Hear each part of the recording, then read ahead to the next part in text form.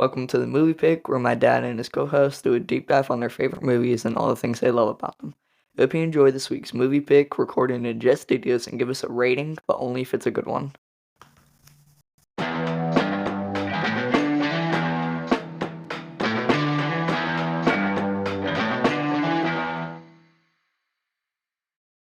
All right, so here's to the fools who dream.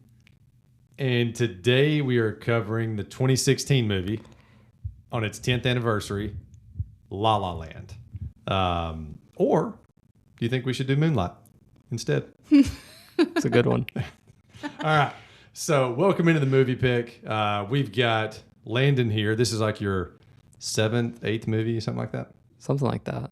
You're getting up there. Yeah, I'm really happy to be back having a one-on-one conversation with you. You and I here, getting back in the room together, doing a podcast, me and you. Just the guys. Actually, Landon, could you introduce our other guest? What in the world? Yeah. Our other guest today is my wife, my friend also. So we're also friends. I didn't know we were friends. Married first, friends second. Katie. Wait, we're friends? Best friend. Katie, welcome in.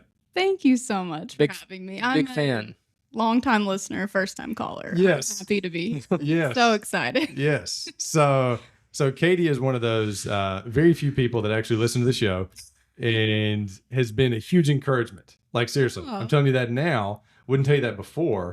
But huge encouragement. Always makes me feel good. Like, hey, on this week, I listened to this. And so I was super excited to have you on here. I thank you so much. Yeah, I truly, I mean every word. This is my favorite podcast. Nice. I feel like I won a contest to be here. Yes. That's She is a big fan. She tries to turn it on in the car, and I make her turn it off. I say, I don't want to listen to that garbage. yeah, you're like, unless it's an episode that I was in. Yeah. Then he's in. Yeah, Landon only listens to his episodes. All right. So 2016, the Cubs break the curse of the Billy Goat. Yeah. Yeah. I forgot that was that year. Very good year. And so Christmas Day, 2016, we get the movie La La Land. And so tell me, Katie, Catherine, Caitlin, Yes. is that your name? Which one? Catherine. Catherine is the real. Yeah. That's the government. That's Yeah. what the government That's what knows me okay. by. Yeah. All right. Which we don't want to talk government on here, right? We don't want to start We there. can Yeah. if you want. All right. So Happy tell to me, do it. what are your first memories of the movie La La Land? My first memories are it came out when we were seniors in college, and me and Landon went to the theater to see it. Nice. I think for Valentine's Day. Is that right? I think so. Huh. In Athens. We went to the fancy Yeah. theater. Nice. Not like the budget one. So this would have been the 2017 Valentine's Day, I assume. Yes. Yeah. Yes. And I remember being very excited because it had Ryan Gosling, Emma Stone, and it was a musical. Sure. 3 things that I am in for every time. Sure. Okay. So you're a musical person. I do like musicals. Not like, I mean, I'm not like I don't know everything about musicals, but I do enjoy most musicals. Yeah, that makes sense. Yeah. Okay. Yeah, so I was very excited about that. I definitely had some strong thoughts after the movie. I don't want to get ahead of ourselves. Yeah. You go wherever the microphone takes you.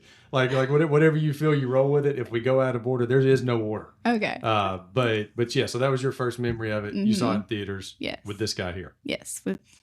Not. Yes. I seem to remember this like building some steam, at least in my awareness of it, probably in Hollywood at the time. Sure. It was a big release right when it came out. Yeah. But Damien Chazelle wasn't. I'm glad you said his name first. The director. Yes. To the like larger movie viewing world, I don't think was well known because his only main movie, we can talk about it, it was Whiplash. Yeah. Which was movie. which was great. Amazing movie and very popular, but not like a general moviegoer wouldn't know about it that well, probably. So I don't know if it had like a ton of hype, but I feel like I remember it being like people seeing it and everyone talking about it was good. No. And I was like, I like Ryan Gosling and Emma Stone. Doesn't really seem like my kind of movie. I'm fine with musicals. Sure. Like some of them I like a lot, some of them don't care about. Or music in movies, like musicals. I'm not crazy about Disney that. gets a different nod. I mean, like almost all their animated movies. Yeah, Almost, like I not like all of I it. like a ton of the music in like animated movies, Sure. but like the super musically stuff, Yeah, I know what you mean. I'm not huge on. Yeah. But I feel like I remember it like building steam or people being like, "Oh, this is like Yeah. a good movie. You need to go see it." So I don't remember being like super pumped, excited about seeing it, but the second we walked out of the theater, I'm like, "That was awesome. I love that." You were excited about the date. So excited about the day. That was me. Just to reiterate, you went with her. Oh. We had a snafu in the past. I know. There was one episode. Landon's like, wait, no, that was not Katie. I Yeah. can't remember which episode that was and which movie. Different. I think it's like the first one. I Yeah. think it's the first movie I did. What was that? No, that was Toy Story. No, that's Toy Story. It was one of the first movies. It was, or I think maybe we were referencing another movie. Maybe. Yeah. Yeah, We yeah. talk a lot of movies. Yeah. A lot of Yeah. movies get brought up. Yes. Yeah. All right. So this movie, my first memories, was this past week was the first time I've ever watched it.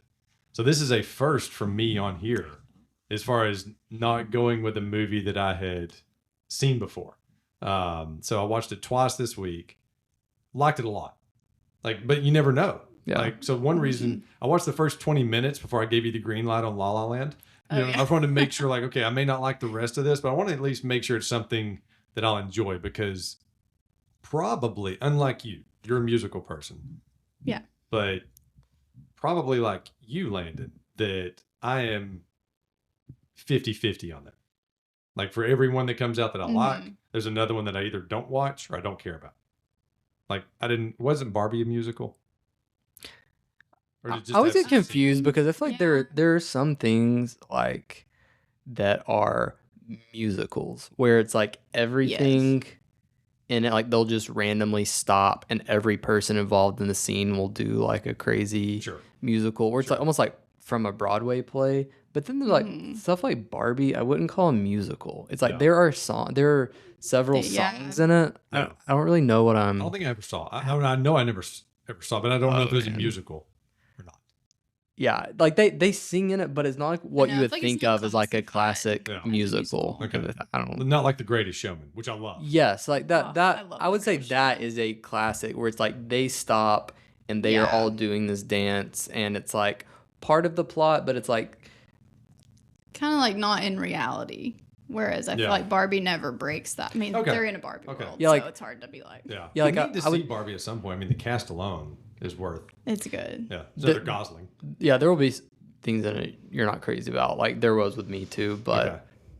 Ryan Gosling might be like in a different way the best performance of his career. Like every second he's on screen is He's so unbelievable. funny. He's so funny.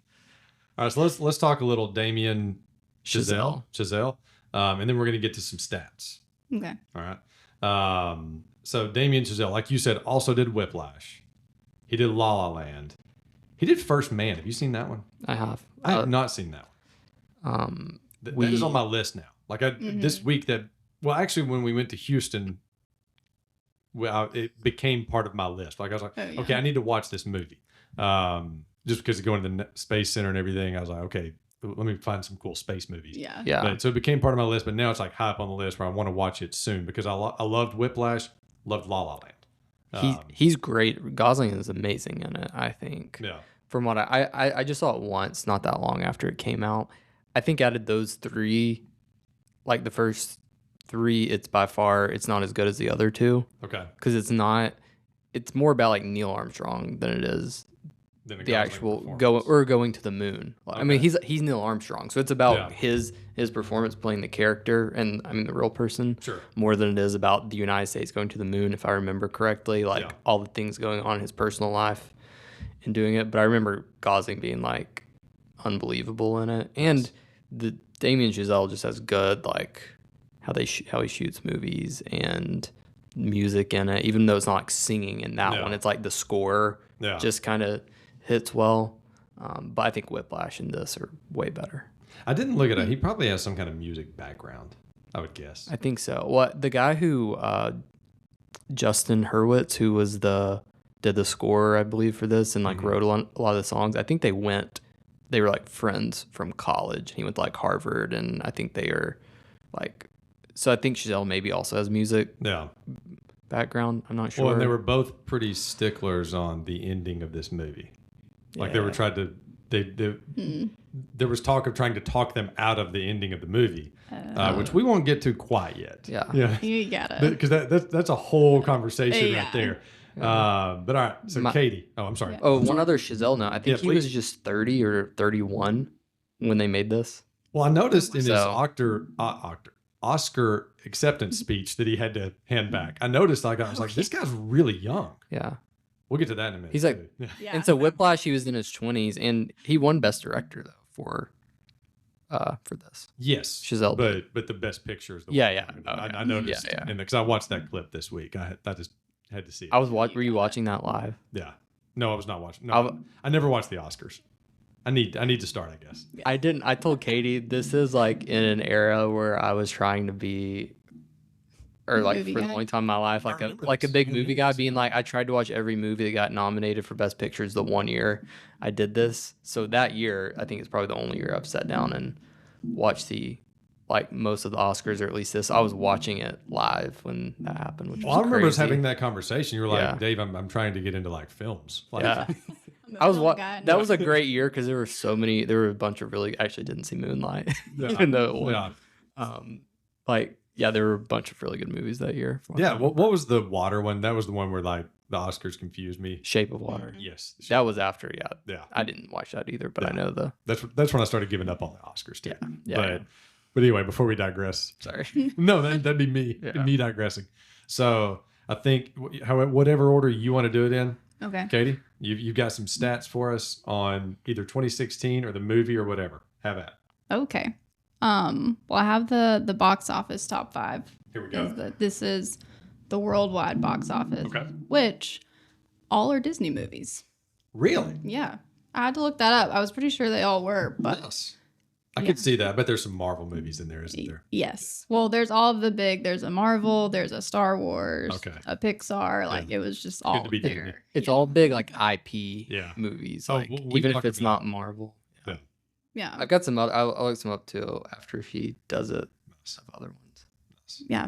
The number 5 was the Jungle Book, the like live action Jungle Book, which made $966 million.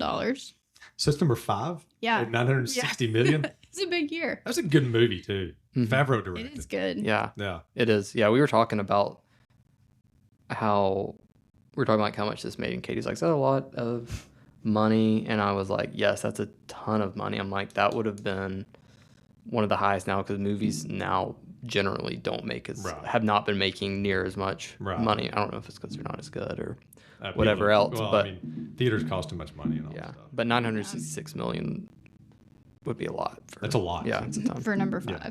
5. Yes, exactly. For number 5, that means the top 4 probably getting in the billions. Mhm. But- Yeah. but yeah. Zootopia is number 4 with Such a 1 good billion. Such a good movie. We watched that on the plane last week with my nephew. Two. That- We watched Utopia 2, didn't we? Oh, yeah. Second one's good. Part too. of it. We haven't seen all of it. Yeah. We watched part of the first one too, but I do love that movie. Well, the first one gave me a quote, like, you have those movie quotes that you just use over and over and over again. Yes. But I say that don't tell me what I know, Travis, like all the time. Love that. That's All a right. good one. Perfect. Number 3 was Finding Dory with 1.03 billion. Yeah, That's a good Disney year. I know.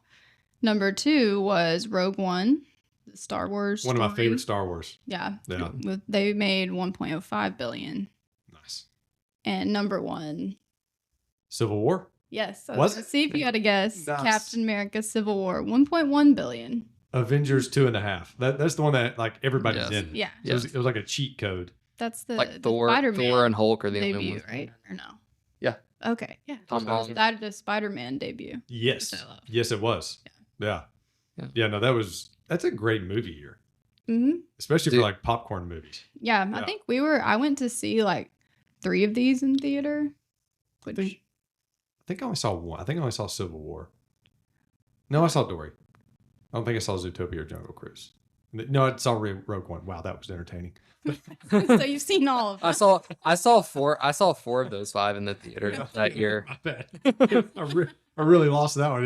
Yeah. Landon, you had something more interesting to say than I was just saying. I saw 4 of those 5 as well, and liked them all. Some other movies that came out this year. These aren't. I don't like all of these as much, but it's just they're all big movies. Batman versus Superman. Yeah. Fantastic Beasts and Where to Find Them. Yep. Deadpool, Suicide Squad, Doctor Strange, Moana, X-Men Apocalypse, Kung Fu Panda 3. And so part of it to lead in, I'll let Katie say how much did it make? La La Land? And what was it? It made $447 million, but then they had like a extended re-release, and after that, it made $523 million. Nice. But it was number 17 on the list. So it's probably a re-release for Oscar purposes, I would guess. I wasn't sure. Yeah, we were looking it up, and it seemed like maybe it's like there was something about like an extended release, like in overseas, like in China and stuff too. Interesting. But so she was like, so that's like a decent bit of money. Like, it's pretty much the first movie that's not one of those a sequel or Disney or Star Wars. Okay. Like, it's one of the first. Number 17. I was like, that feels low for like a Ryan Gosling Emma Stone movie, but that's still a lot of money. But it wasn't an IP movie at that point. Yeah. And we were talking like for a drama movie. I mean, it's like a sort of a comedy, but it's mostly like a serious like film drama, comedy musical drama. Yes, that like has a $30 million budget that's not attached to any of that. $523 million is a ton of money for that. Like, it was unbelievably successful in the budget. Like, I think I just said this was $30 million. So it was a crazy successful movie. Yeah, it's not a lot of CGI. No. And really if any. I mean, there's probably some that we don't notice, like in some of the scenes, but and like the cast, when you get past the top two billings, which are Stone and Gosling, per screen time, the cast goes way down. Like, this movie is carried by those two. Yeah. Because, I mean, J.K. Simmons would probably be the next biggest actor in this movie. Mm-hmm. And what would you say, screen time? 3 minutes tops? If that. Yeah.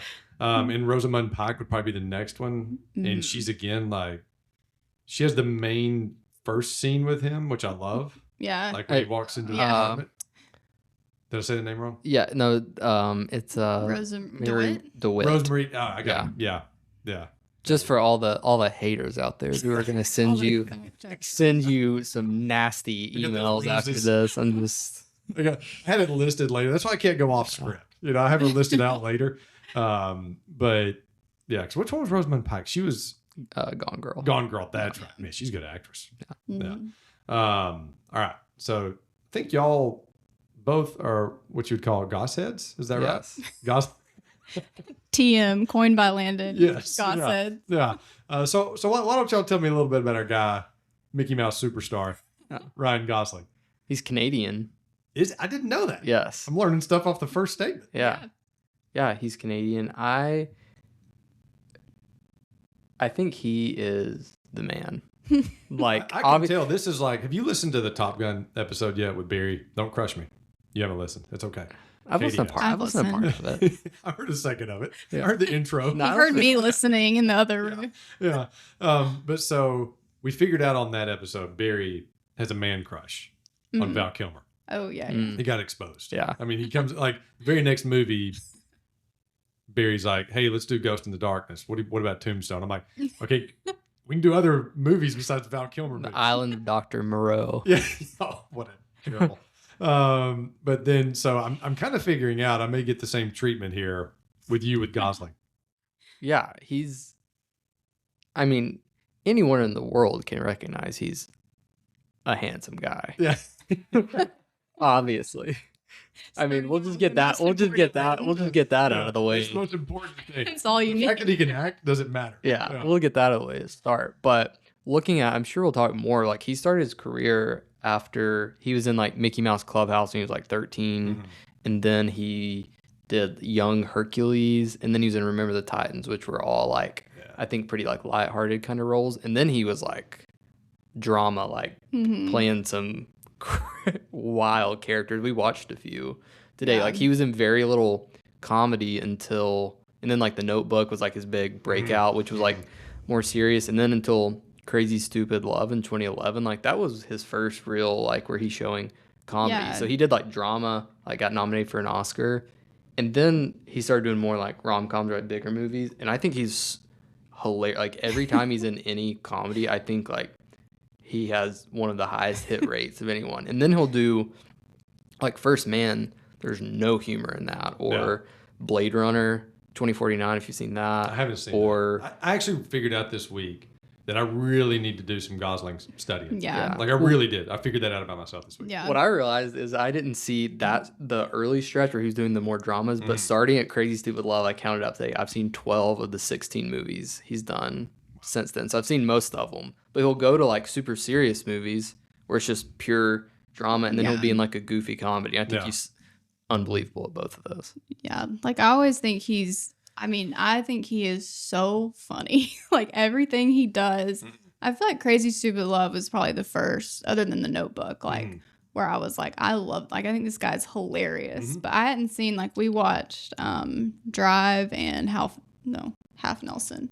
Yes. This week, where he's like super dramatic and he's really good. Especially Half and Nelson. There are not saying I recommend it. Yeah, no, I understand. But it's a great acting performance. Yeah, like I didn't think, because I always think he's so funny. I'm like, he's a comedic actor, and then when you look back, there's so many like drama roles that he's so good at. But Drive was awesome. It's such a good movie.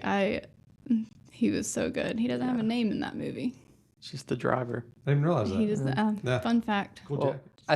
I think most people, because he got so famous, like I would say Crazy Stupid Love was when he really, like, people knew him a lot from The Notebook, but then when he started being in like movie after movie Big after movie movies. that people knew was Crazy Stupid Love. So most people's awareness of him is like, oh, he's in rom-coms and he does like these where he's very charming, and then he can every once in a while do stuff, and it's like, well, he spent the first like 10 years of his career playing like Crazy. drug addicts and murderers and stuff, like these very like dramatic things. Which is I would say him and Jake Gyllenhaal were probably going against each other on a lot of roles. Oh, Like yeah. it seemed like they chose a lot of the same type, like dark roles. Yes. Yeah, but then he can go on like Saturday Night Live and be so funny. Like there's been so many Saturday Night Live clips we watch of him where I'm like crying. I'm laughing so hard. Yeah. Like I'm.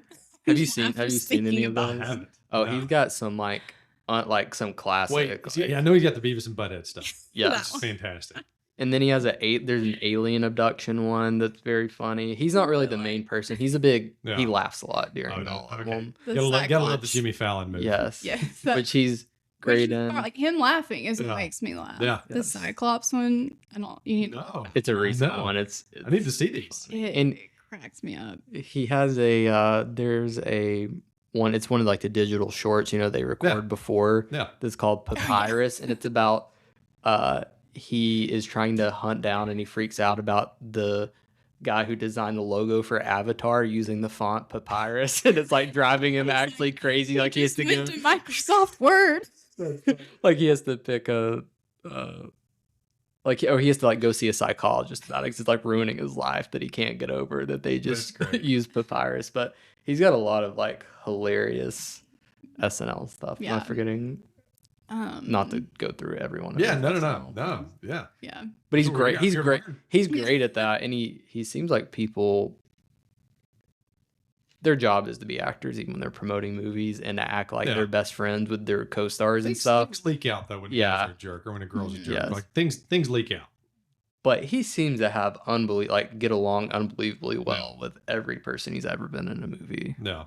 with. Except apparently he and Rachel McAdams, even though they dated in real life, they had a very volatile relationship while filming The Notebook. Like they were Really? screaming and fighting. Together, though, if they were dating. Yes. Yeah. Yeah. Those two can coincide. Yeah. The not to go back to SNL, but please. the Eva Mendes one. Oh yeah. Did they ever get married? I don't know. Are they just like together? I think I think they did say. I think they were just together for a long time. But I feel like recently, like when he was doing Project Hail Mary press, Which I still haven't seen. Oh. That's what I'm saying. We'll talk about that. Yeah, later. I've got a lot. I've got notes on. Yeah, that. you just don't spoil it. This is just going to be a Ryan Gosling podcast. Actually, we'll come back. This cast just changed. Yeah. No, I think he did say they were married. I think so.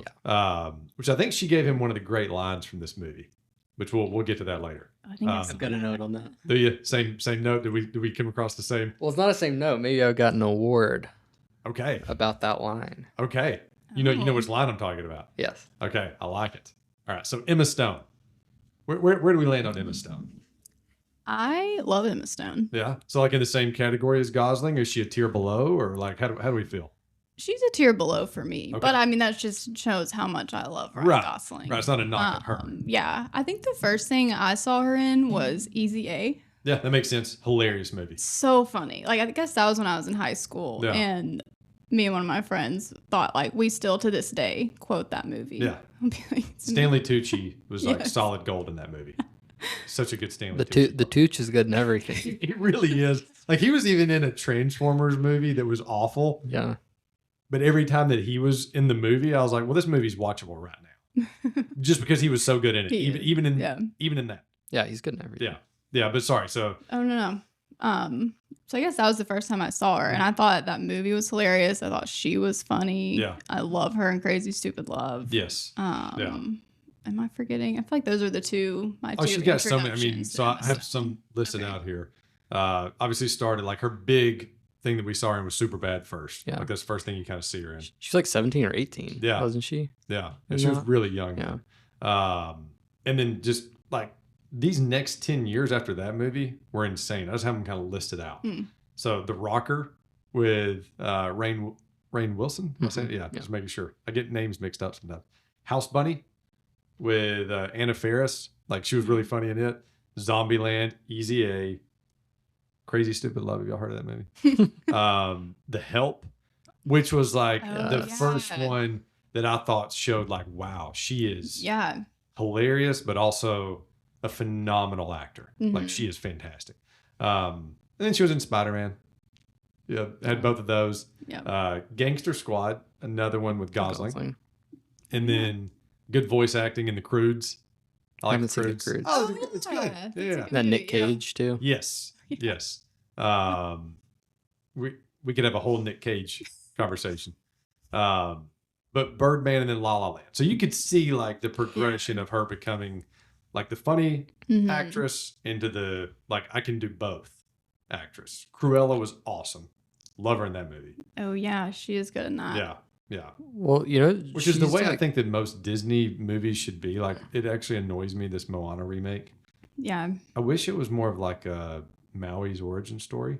Yeah, especially because Moana, it came out in 2016. Like it wasn't that long ago for them to be doing. Yeah. Yeah. But you were gonna say something about Emma Stone. Oh, I feel like she's like on pace too to be one like Meryl Streep level Oscar. Like she's won 2 Oscars and has been nominated a ton. Yeah. Which all of her, I haven't seen, I don't think any of them, but I think her last like 3, 4, she may have done some in between, but like her critically acclaimed ones are Yorgos Lanthimos movies. It's all those weird, Poor Things, Begonia, The Favorite. I watched Begonia. Have y'all seen that one? No. Weird. All of his movies. The Favorite, and it was like I'm missing something here. Like I don't get it. All of his movies are weird. I think I saw that she's maybe doing some different ones now, but those are they need to. I wanted to get. They need to separate because those are the kind of like Oscar film movies that normal people don't like. So I'm not going to spoil anything about Begonia, but the first hour and a half, I was like, "This is a really interesting movie." The last 15 minutes is like, what just happened? I know this. I know the spoiler from it. But I was so like, what is going on here? This went from interesting to like bizarre, or went from weird to bizarre. Weird was fine. Bizarre was like, I don't know. But anyway, I don't want to get stuck in Begonia. Now I feel like I need to go watch it. Yeah. So one thing I did read about her before we get to like what works about this movie, because I like to talk about like what are the things that we love about why do we love this movie. I did read that she had like a mild meltdown in rehearsals because apparently Gosling was kind of picking up on stuff, which I could kind of picture that he would just be so talented that he would just pick up on things really quickly. And I think she was kind of falling behind a little bit, like in their dance routines and that kind of stuff. So did hear that, but it made sense to me. He does have the Mickey Mouse Club background. Yes. He did some dancing. Yes, exactly. But did you see that? To that point, he had never played piano before this, and they were like going to get a hand double and someone to do it, or they would just go to the hand show and playing, and he just learned how to be like an expert piano player just for this movie, which is crazy. They played like I think 2 hours a day, 6 days a week for like 2 to 3 months, something like that before. They were gonna have to find a hand twin like Joey on Friends. There we go. There's the Friends reference. Had to do it. I found my hand twin. This hand is your Hand is your hand. What a movie, or what a show. What a good pull. Good pull. All right. So what works about this movie to y'all? Like what makes you pick this movie as, okay, this is one of the movies I would like to pick apart? Well, like you said, I think the thing that sticks out first about it and like what carries the whole movie, no matter, even if this were a not good, the other stuff wasn't as good, is that Gosling and Stone just have unbelievable chemistry. Like we love, as you mentioned, we love Crazy Stupid Love. Mm-hmm. But one of the reasons it makes that so good is like they are just like some of the best chemistry like ever on a screen between two people, I think, personally. That might be an overstatement. But they're great. Sorry. No, go. They do such a good job of making those two, like we were talking about earlier, like the supporting cast, even like the big actors aren't even in it that much. Like they do such a good job of like, they are the main characters. Even like, I feel like everyone else like is in like, they're like either blurred out and they are like in focus. Yeah, like I mean, the they supporting, get spotlighted a ton. Yes. Yeah. Or like when her boyfriend comes in and he's like in the mirror, like you don't even see him from the front. It's like no one else like has a moment in this movie at all. Yeah. It's just them. Yeah, because when she goes back home, yes, you really don't see her parents. Like you see them from afar. Yes. Does it even show the mom at all? I know It shows the maybe dad at shows the like dinner her table. back, maybe. Okay. I think it shows right when she gets home, it shows her parents hugging her. But then when they're at the table, it's just her dad. Right. Yeah, I couldn't remember if he showed the mom in that scene. Yeah. Mhm. But yeah, that's a good point. I didn't think about that. Like they are constantly spotlighted, Yes. literally. Yeah. Or on even those like two. her roommates, even though they're in it a lot, it's always like it's their back or their side, Yeah. or like until they have the song together. Yeah, But it's just so much like it is just them.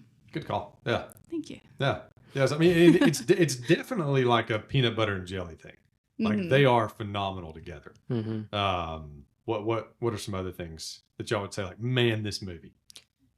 I just think it has such a good, just like easy feel. It's like romantic, nostalgic. Like when they're probably talk about this like scenes, but when they're like dancing on the hillside, doing the like what a lovely night or what a waste of a lovely night. Yeah. Like just the background. We assumed that was shot like on a stage or something. They actually shot it there. Like everything's like purple and like Yeah. a crazy, which I think that's what he wanted it to feel like. The most romantic version of Hollywood that people have in their Yeah, this was a throwback for sure. in their head. Yeah, it Yes. seemed like the old school, and like everything is like so easy. Like even the music, none of it is just like some of the first is a little loud, but it's not like aggressive. It's just like just makes you like feel good. Yeah, they do such a like good job of like the Damien Chazelle doing like an ode to old Hollywood and like the glamour, and like it'll have like the California like palm trees. It's so Yeah. like dreamy, and then it's like traffic. Yes. And like it shows all the Yeah. bad. Like it's this like musical that's so like romantic and fun, and then it's like shows reality, which like we'll get into the ending. Yeah. But then it's like, you know, pieces of reality and like going back to like the old Hollywood. I feel like they just do such a good job of putting it in like just enough where they're not trying to like recreate old Hollywood. They're just doing like little odes to it. Yeah. Like I read an interview with Damien Chazelle, and he was talking about like in the old Hollywood you used to have like these couples that would do a bunch of movies together. Yes. Like Yeah. and how like no one does that anymore. So even them two being together in the movie is kind of like an ode to old Hollywood. Nice. I did not see that. Yeah, that's good. Like yeah. Fred Astaire and Ginger Rogers, Yes, or or Gene like Kelly Spencer and, Tracy yeah, and Katharine Hepburn. Yeah. Is that who it was? maybe. I think so. Yeah. Audrey? Catherine? Anyway. Both of them exist. Yes. Yeah. Um, Yeah. Well, and like even then you had like it wasn't always like romantic Mm-hmm. pairings all the time. Like who was it? Dean Lewis or Jerry Lewis and Dean Martin were in a ton of movies together. Oh, Like you had yeah, people yeah. that were kind of paired yeah. together. So that makes sense. Like I didn't think about that. And yeah, that's cool. I think another thing, do you ever like I like a maybe like a peek behind the curtain thing, or I'm interested if there's like a movie or something or like a show that's about something that I don't know a ton about. And I like movies like we all do. Mhm. So it gives you a little like what is actually going on for, these people that move out to Los Angeles and are like, I want to be an actor and I want to do this. Like, what does that like journey look like for them? Like, everybody can relate to that on a certain level. Like, people want to get a promotion, a job, or they want to do this, and people want to be good athletes, and like, what does that take to get there? Like, everyone knows just the general concept of trying to achieve something, but getting to look at like the movies and them having like seeing. Like, they go out and do a bunch of auditions, but seeing like her go through that stuff of like, just building up and practicing for this audition, and then she gets in there and they like don't even pay attention to her. Yeah. Though that's like a very interesting thing where you get like a little peek of what that life is like. And I think they all start out as some type of, which he says barista. I say barista. I don't know if y'all noticed that. Yeah. I've always said barista. I don't know if I'm right or everybody says barista. I think maybe that's a Canadian thing. Well, I think it might also be like a him purposely saying that like the wrong way, like, oh, you're a barista. See how you can look down on me from all the way up there. That's so funny. Yeah. The Gosling defense came quickly. He's like, he did not say it wrong. He did it on purpose. That's the way. I say barista too. Yeah, that was a purposeful moment. That was an acting choice that RG made. Yeah. But no, it was so interesting because like when you think about that, like every one of them they start out as some type of normal job trying to make it. Yeah. Unless they're like a child star. Yes. And so it was interesting to see that because at some point, when do you give up? Like this whole movie is about following your dreams. Yes. Or that's one of the big themes of the movie, not the whole movie. But at what point do you give up and go back home like she did? Right. Because there's for every person that makes it, there's probably hundreds, thousands. I don't know. Yes. Yeah. I would be interested to know like the exact percentage of attrition. Yeah. Oh, yes. Yeah. Of people that are just like, I'm out. I quit. Yes. We have some good, Katie had some good notes, but we were talking about the lyrics. I'd never paid attention to the opening. We're going to talk about the actual song now, Another Day in the Sun. Yeah. Where essentially it's talking about, so what's good about this movie is that it's showing these people that are like kind of down and out and don't seem like they have a chance to achieve their dreams, and like their life is just a very frustrating day after day. But it's like another day in the sun. Like if you pay attention, it's like, it's different. There's a quote from somebody in the movie or one of like the producers that was like, it's interesting because people that are in New York that want to do this, like, you wake up and you walk through these like dirty streets and it's gloomy after you do it and it kind of fits your mood. Like, but here in Los Angeles, you get denied for an audition and then you wake up and every day, it's like when it changes the seasons, like, do you notice the second after the last line of Another Day in the Sun is Another Day in the Sun, and then it flashes up winter. Yeah. And it's 75 degrees and sunny, and they're like, well, you just get knocked on your butt, and then you wake up the next day and it's a beautiful day and the sun's shining, and you just start over like you didn't just get embarrassed in an audition. So that's an interesting.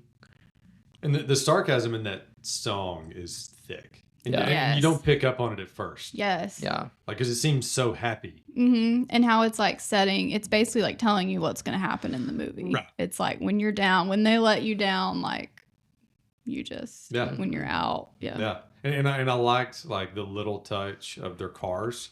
Like the fact that they were just very normal human being cars. They weren't all, like luxury vehicles. And then that was kind of showing you what this story is going to be, just in that little touch. Right. But yeah, love that.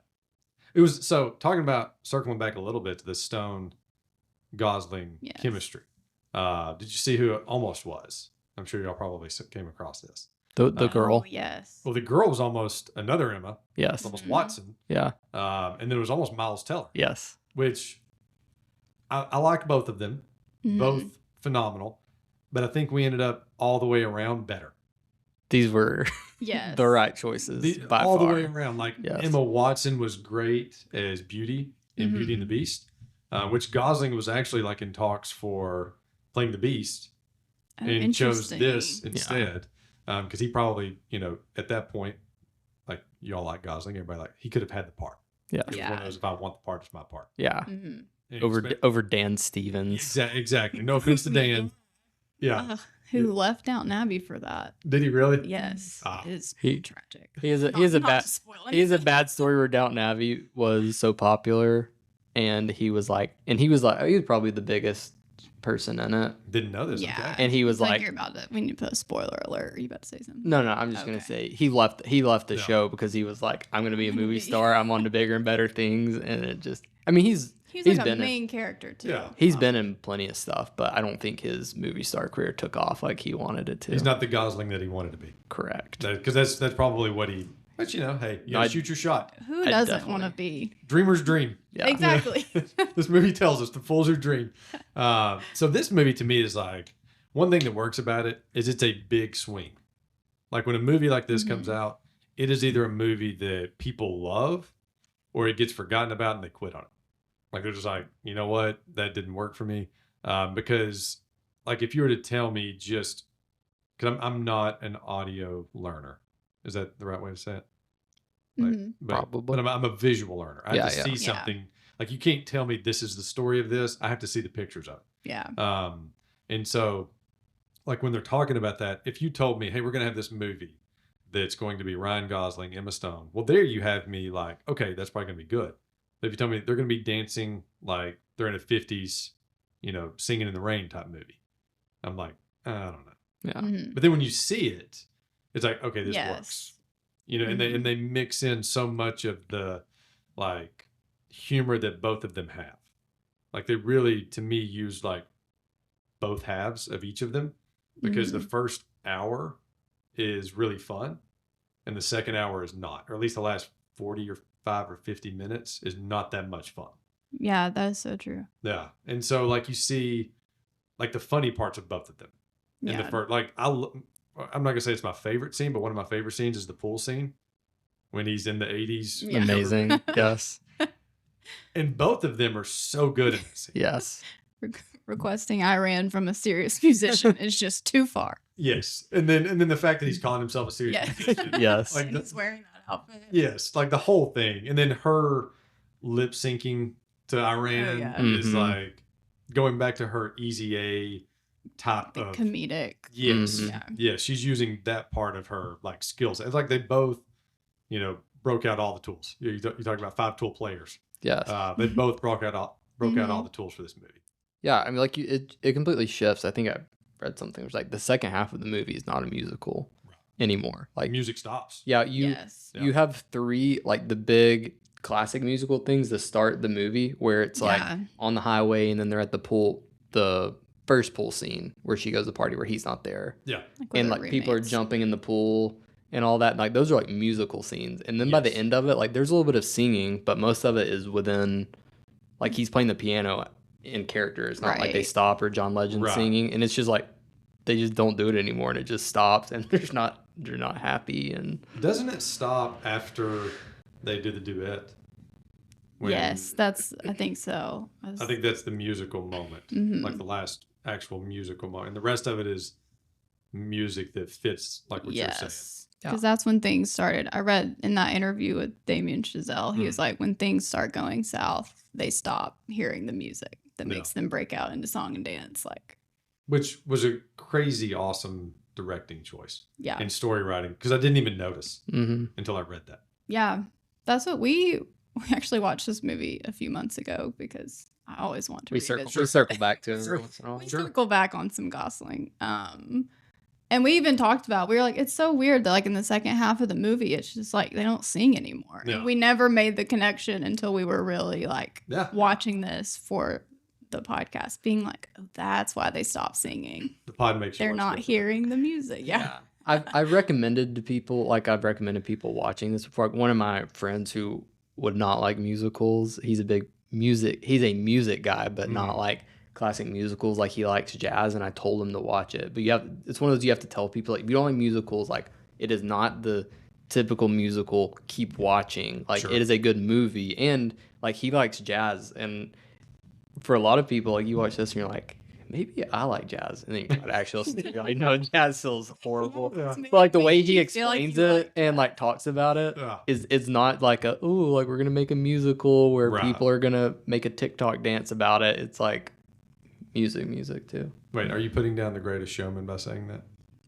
No, there's a place for that, but there's certain type of people. out. There's a lot of people who would hate that movie and love this, or vice versa. Yes. We don't tolerate the Greatest Showman slander here. We don't. I'm a huge, like, it's probably one of my favorite musicals of the past, like, 25 years would be the I like Greatest it Showman. too. It's so Yeah, good. it is. It is. Like Also 'cause it's Hugh Jackman. those songs were made for people to like.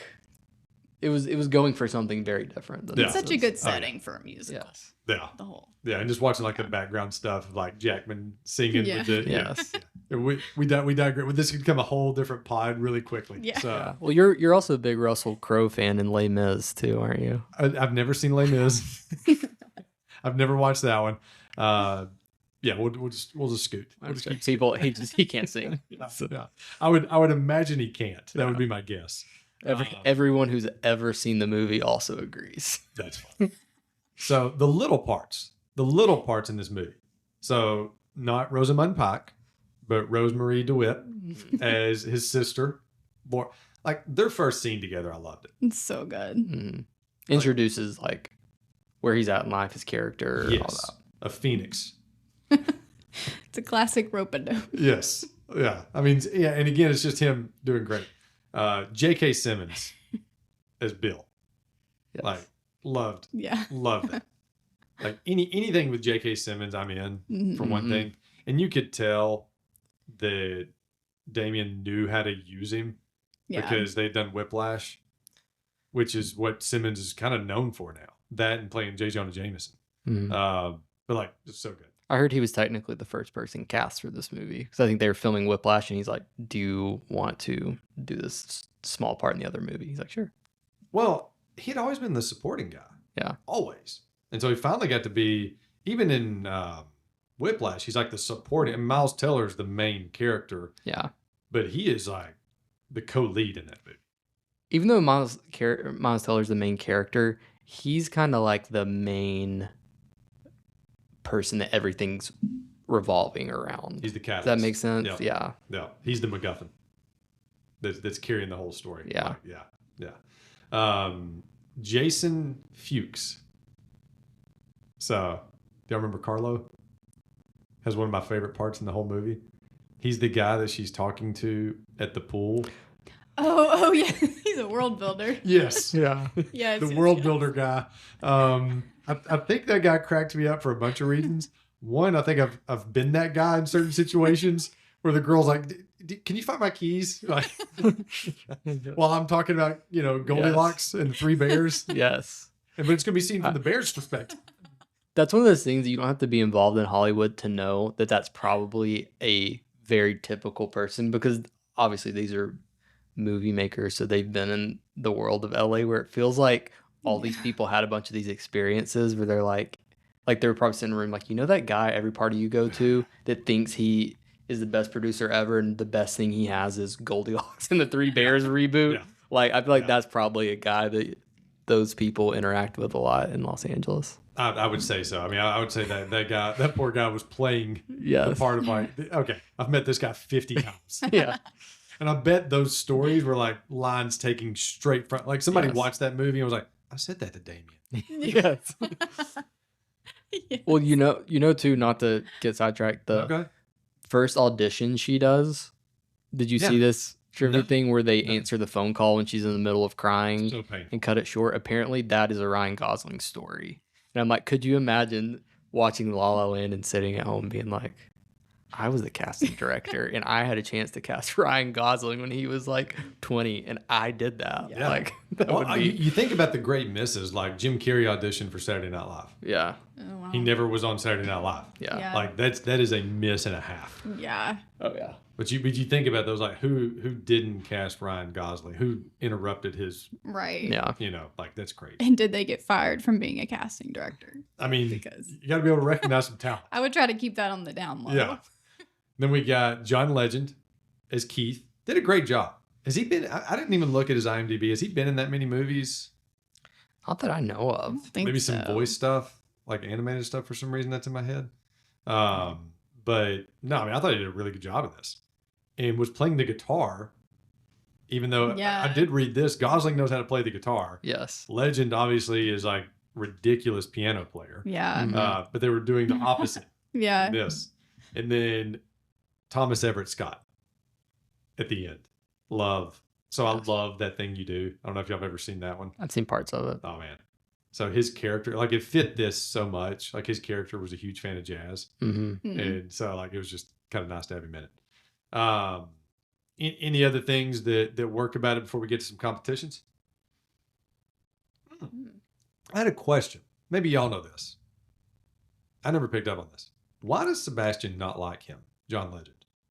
That was one of my. We were talking about that. That's my question, and also, I had another thing for it, but yeah, it's I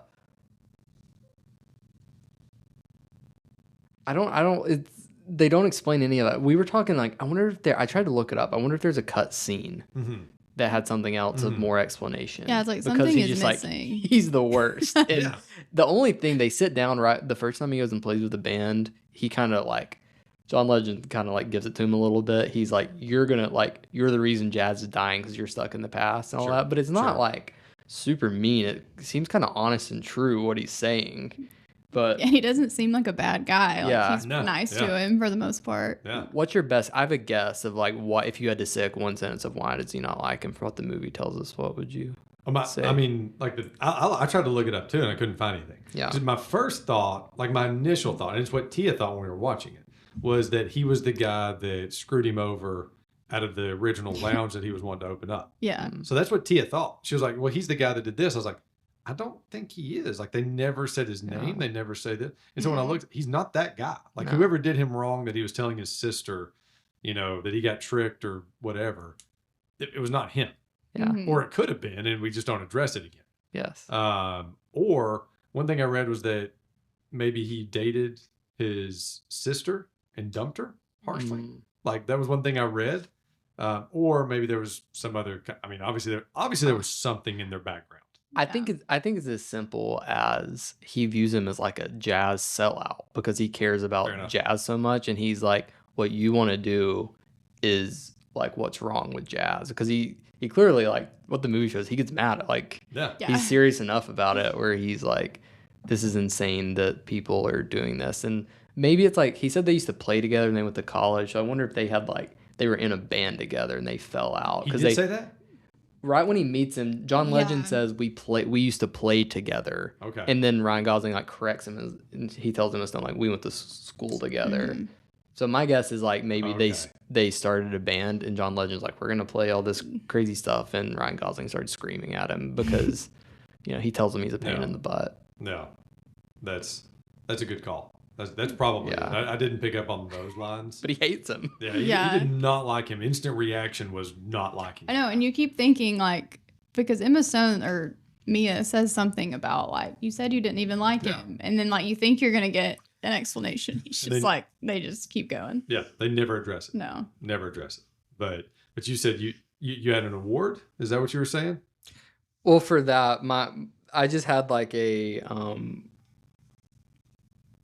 I know the faces Landon makes now. It was called I had the Show Your Work Award, where it's like, if you're going to say you hate someone, act like it, you got to have, like, present people with some evidence of, like, because he did this to me. Yeah. You can't just be like, I hate this guy. It's like, well, because Emma Stone says it in the first scene. She said, well, he seemed kind of nice, and he offered you a job. Yeah. Like, he clearly does, whatever John Legend does not, Keith does not think that there's anything in their past that would make him not like him. And when they're talking, when he shows them talking, 3 or 4 times, it's not like there's any tension. I think it may just be jazz related. And it may be just a forgotten, I just don't, no, I was about to say that, and I'll correct myself. I don't think it's a forgotten detail of the story. There were so many details of this story that I felt like Chazelle really made sure that everything was hammered out. Yeah. And I don't think it would be, if I can notice it on the second watch, I don't think that was that had to be a choice, but I don't know why the choice.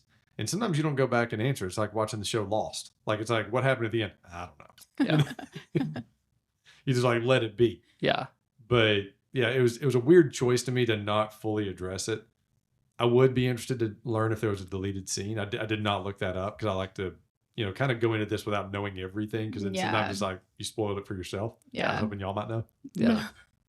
Yeah, because you think you could have like settled it with like one sentence, being like, we had a major disagreement on jazz. Yeah. Yeah. Like, end of story. He likes new jazz. I like old jazz. Yeah. That's it. He's the problem with jazz. Yes. Yeah. You say that one line and Yeah, we all and you know, get like, it.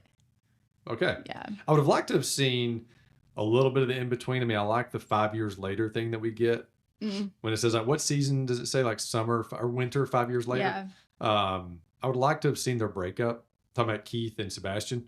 Like, it would have been interesting to see how did that split go? Because obviously he left it and he went and followed his actual dream. Right. But we were talking about that, about what he did in the 5 years, because it almost seemed like it ended, like he had realized after talking to Mia that, like, yeah, I'm not doing what I said I want to do and chase my dream, that he might have quit then. And then he's just been working for 5 years to open the club. I don't know. Yeah. Who knows? he may have called it a day right then. Yeah. I mean, knowing me and like the way that I work, I would be like, let me just do this another year.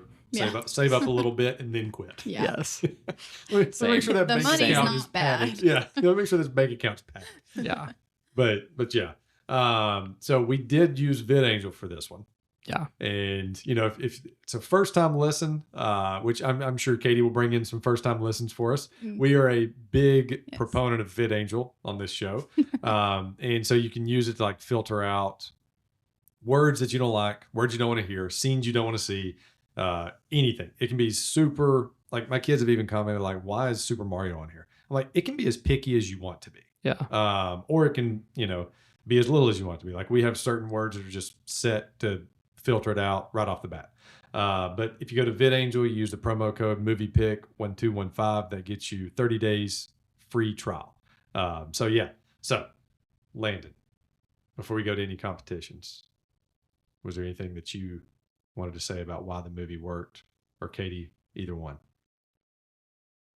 I like I know you maybe had some thoughts on like music in general later, but I just like the music, or like everything was tied together well. Yeah. Like not to be getting like a super deep conversation, but they were really thinking about like the dreams and what it takes to get to your dreams, and like the ending of like him naming his club Sebs after he was against it, and him deciding like, I can't completely be so stubborn and stick in the past, or be stuck in the past, and her being like, they had to, if it weren't for being together, she would have never done her one woman show and gotten recognized, because he encouraged her to do that. She encouraged him to do it, but they just weren't together. And then like it going back with the music to their, Katie looked it up, it's called like just me and Sebastian's theme, the little tone like that, like tying the whole music together, and then ending with that, like all the way through. It just like pulled that so good and really made you think about like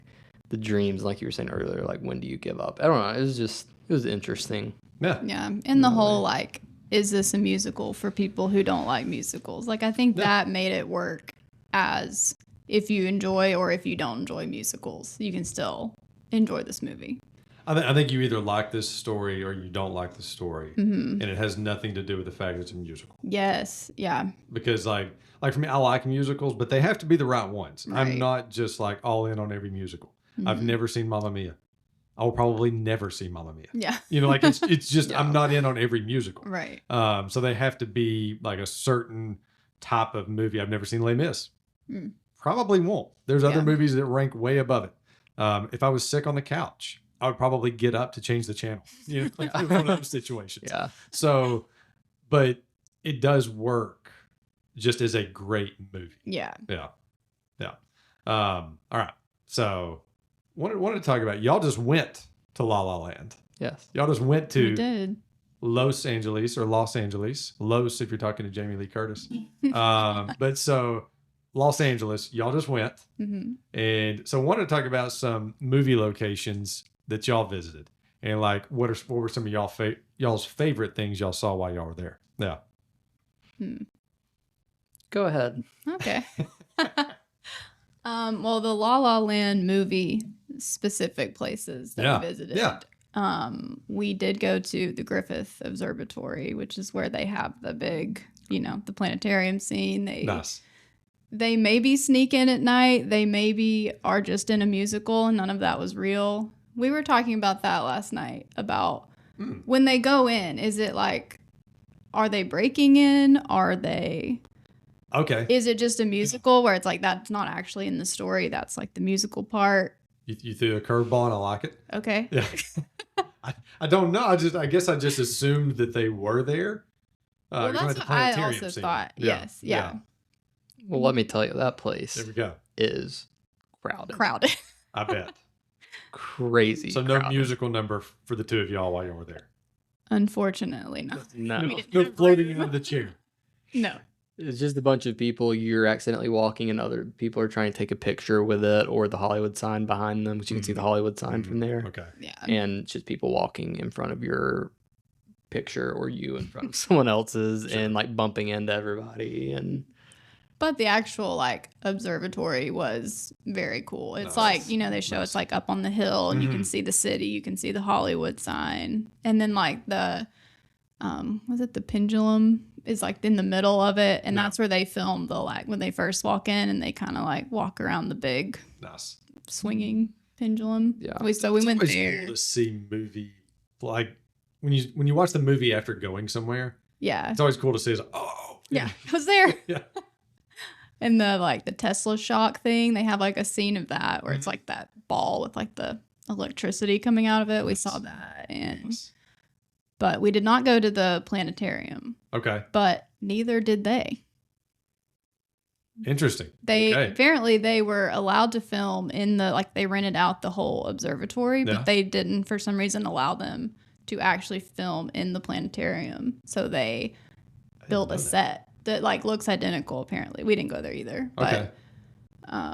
that made me feel better when we got back. I was like, man, I really wanted to go in the planetarium. And then I read that was like, they were not allowed in the planetarium to film. And I was like, that makes me feel better. That's funny. Well, like if Ryan and Emma didn't get to go in, I guess Yeah. Landon and Katie. Who don't am need I to go. go in? That's whatever. That's funny.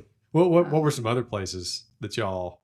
I would say the other main one is we did the Warner Brothers studio tour, Yeah. which was very cool. We showed you some pictures from Yeah. that, but they have like these little kind of like city streets set up, and there were a few places that we were like, oh, we know we went right there. Yeah. Nice. And we got to visit, you know, they look into it's like the big building where they're building like a set, you know, like they walk Yeah, in there. yeah. It's like a soundstage. It's what we call it in the business. Been to LA. Yeah. How many days y'all there? 8 days? 9? Yeah. 8 or 9? Yeah. We in the biz. In the business, you had to come back to Georgia to all these poor little people here. You don't know us. We're LA people now. But we got to visit a soundstage. They weren't filming that day. We went like on a holiday, so no one was filming. So I don't know if it's actually as like busy and bustling as it was as they were walking through normally. Sure. But we got to visit a soundstage they had set up and like visit the sets. It was this show Shrinking it's on Apple TV with Jason Segel and Harrison Ford. I always want to say Seagal, but yes. Yes. Yeah. It's Segel. You're right. Yes. Yeah.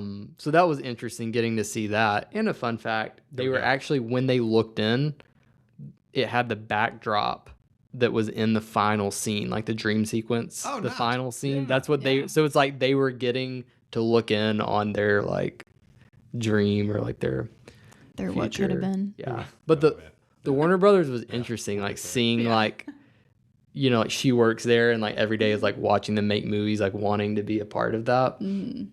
So it was interesting watching or getting to see all that and like how it's made. And it's just, you know, like for those people, it's just it's a normal job. Yeah. Like they're just going, people are just going every day. Yeah. Like we saw the parking spots. It was like Jennifer Hudson. Yeah. Like we saw our parking spot or there's a few other people. Dream girls. Yes. Yeah. All right. Club name. If you had a club name, Ooh. would you choose Chicken on a Stick or would you choose Sebs? I would choose Subs. Yeah, she was Chicken on a Stick is the worst name. Like I love it. You do? I love it. You'd want to go there though? I probably would never walk in there, but when I'm watching a movie and I hear the background of it, I'm like, that's fantastic. Yeah. Yeah, which I think was his problems, that he's like, this is the most amazing story ever that nobody knows. So I'm going to name a club after it that will make people not want to come. Yeah, so y'all are both Sebs. Yeah. I'm Chicken on a Stick. I think so. Yeah. All right, most uncomfortable or rock bottom moment for Seb's competition. Okay. for Sebastian's competition, you'll get where I'm going with this. Okay. Carlo trying to flirt with me at the pool party, and also the look. Like if you watch his face when he's asking Sebastian, or when she's asking Sebastian for her keys, like the look on his face was just utter defeat. Like it's like this guy's done. He knows it too. Like he's dead in the water. Flirt is over. Yeah. She has no interest. Yeah. You've also got Greg, which is Mia's boyfriend.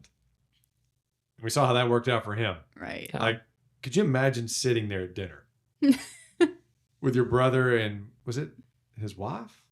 I think so. Yeah. Wife, girlfriend. significant Yeah. other. Yeah. But you're sitting there, the four of you, and all of a sudden your girlfriend just gets up and walks out. Yeah, this has been like a planned dinner. Like, Yes. we picked him up. That she forgot before. about. Yes. No, yeah. Number one, when you show up and she forgot, it's like, well, I feel important. Yeah. And then number two, when she just gets up. Leaves. The way he talks to her, it seems like they've been dating for a while and they're like semi-serious, and nobody's ever cared about their boyfriend less than she cares about him. She got Gosling. Yeah. Yeah. She got Sebastian. Yeah. She doesn't seem to like him at all. He showed her, they did a dance. He showed her how to do the chin with the key lock thing, Yes. key fob. And then all of a sudden it's like, well, Yeah, we're done. done with Greg. Yeah, she was. She's like, I'm done with this guy. Yeah. Like right when he showed up. Again, it didn't even show his face, like you said. Which again, great call. I didn't pick up on that stuff. But did not show a clear shot of his face. Or her husband, David, sitting there watching and enjoying a guy playing jazz. He's clueless. I mean, poor guy. That was one of my questions. I'm like, has it ever come up that she's like, yeah, I dated this guy. We were super in love. He wants to start a jazz club. I'm sitting at this club looking at this guy. Like, does it ever register? Like, is that the guy? No. His name was Sebastian. No. She may have never brought it up. Yeah, that was clearly the kind of relationship that it meant too much to her. That unfortunately, this probably happens a lot to people where they're like, yeah, I had a few boyfriends in the past, and then they meet him like, yeah, by the way, it was kind of insane, and he was like the love of my life. No big deal. LOL. No. Yeah, that was the thing. It was like that was the Jack to her Rose. Yeah. Like you could see it in her eyes. You know, like yes. Like yeah, she went on and she moved on and she had another family and life and all that stuff afterwards. But that was the moment he was let go off the dock or off the door. I read one thing that if you in the dream sequence, they have like what their life would have looked like before, and they're sitting in the jazz club at the end, Stone and Gosling. They're sitting right next to each other, and he has like his hand on her leg, and they're like close. And then when she's sitting with her husband, they don't seem like they are so far away. They don't seem like they dislike each other, Yeah. but they are not like they want to make you be like they're not actually in love or the same way that they would be. Yeah, there was love, like Katie said it best. It was the love of her life. Yeah. Sebastian was.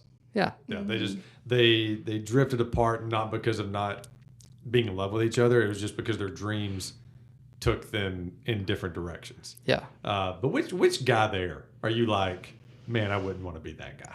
That's three bad choices. That's tough. Yeah. I mean, it's probably not the husband because he does end up with her. Yeah. And they have a kid together. So it's not him to me, but that's just an uncomfortable moment. But Oh, that boyfriend, that's a hard way, because he clearly had no idea what was going on either. That's what I was telling Landon. I was like, I don't care. Like, it would be so hard to just be like, we're dating, we're done. And how I end this is I just run out at dinner and run to the theater with another guy. Like, that's tough for Greg. yeah. What was it you said about actors, though? That actors are the most likely to think that their life is a movie. I was like, probably someone like that who's like a dreamer. They want to make it. They're like, my life is a movie. I have to run to Ryan Gosling. Yes. She's like, I need to run to the airport at some point in life. Yeah. That's funny.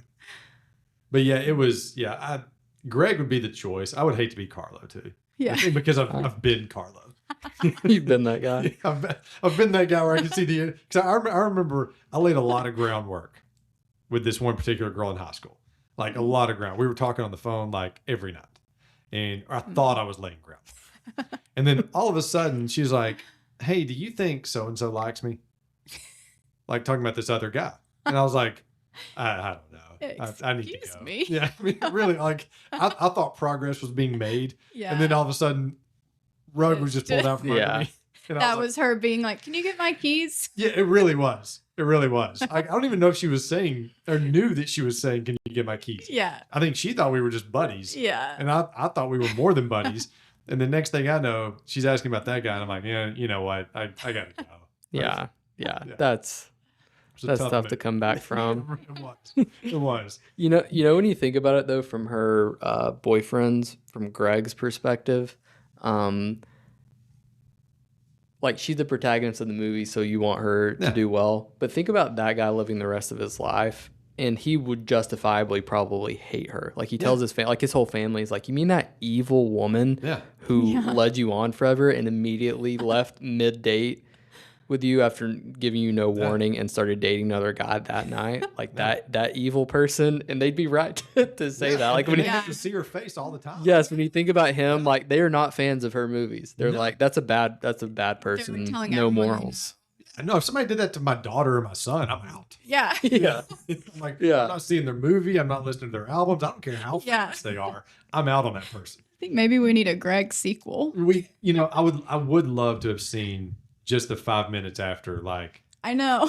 how does that go? I mean, obviously, like you said, the movie is spotlighting the two of them, me and Sebastian. Yeah. But just give me the after effect of like them sitting there, like, Yes. well, do we get our appetizer yet? Yes, like, it could have lingered for like a few more seconds. Yes. And like, what do you say? Something. Like, do you just continue on with dinner? Like, oh, well, that stinks. Yeah. But man, this Yeah. lobster's good. You're like, what do you do? I know. You know that guy's in The Big Short with Ryan Gosling too.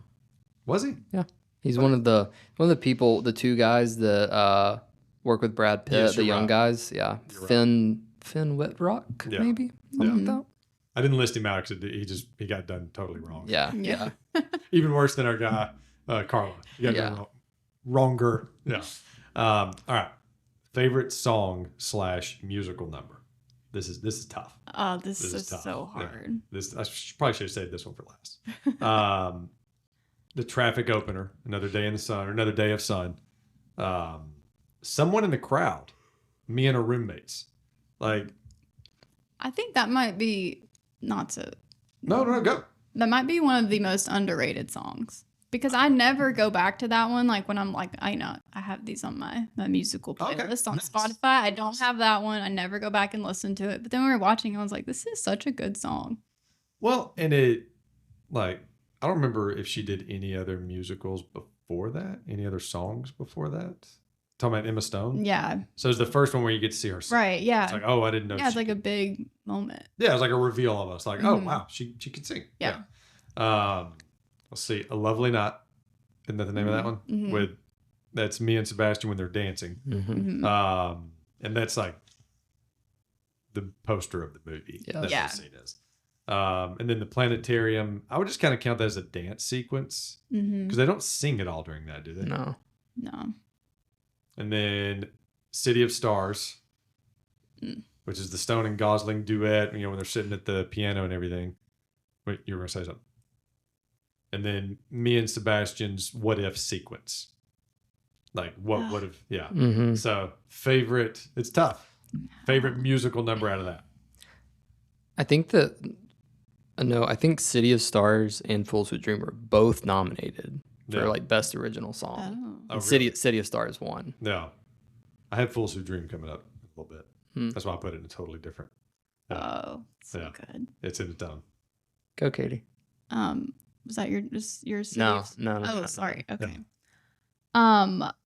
Okay, I have this might be a hot take. I like it.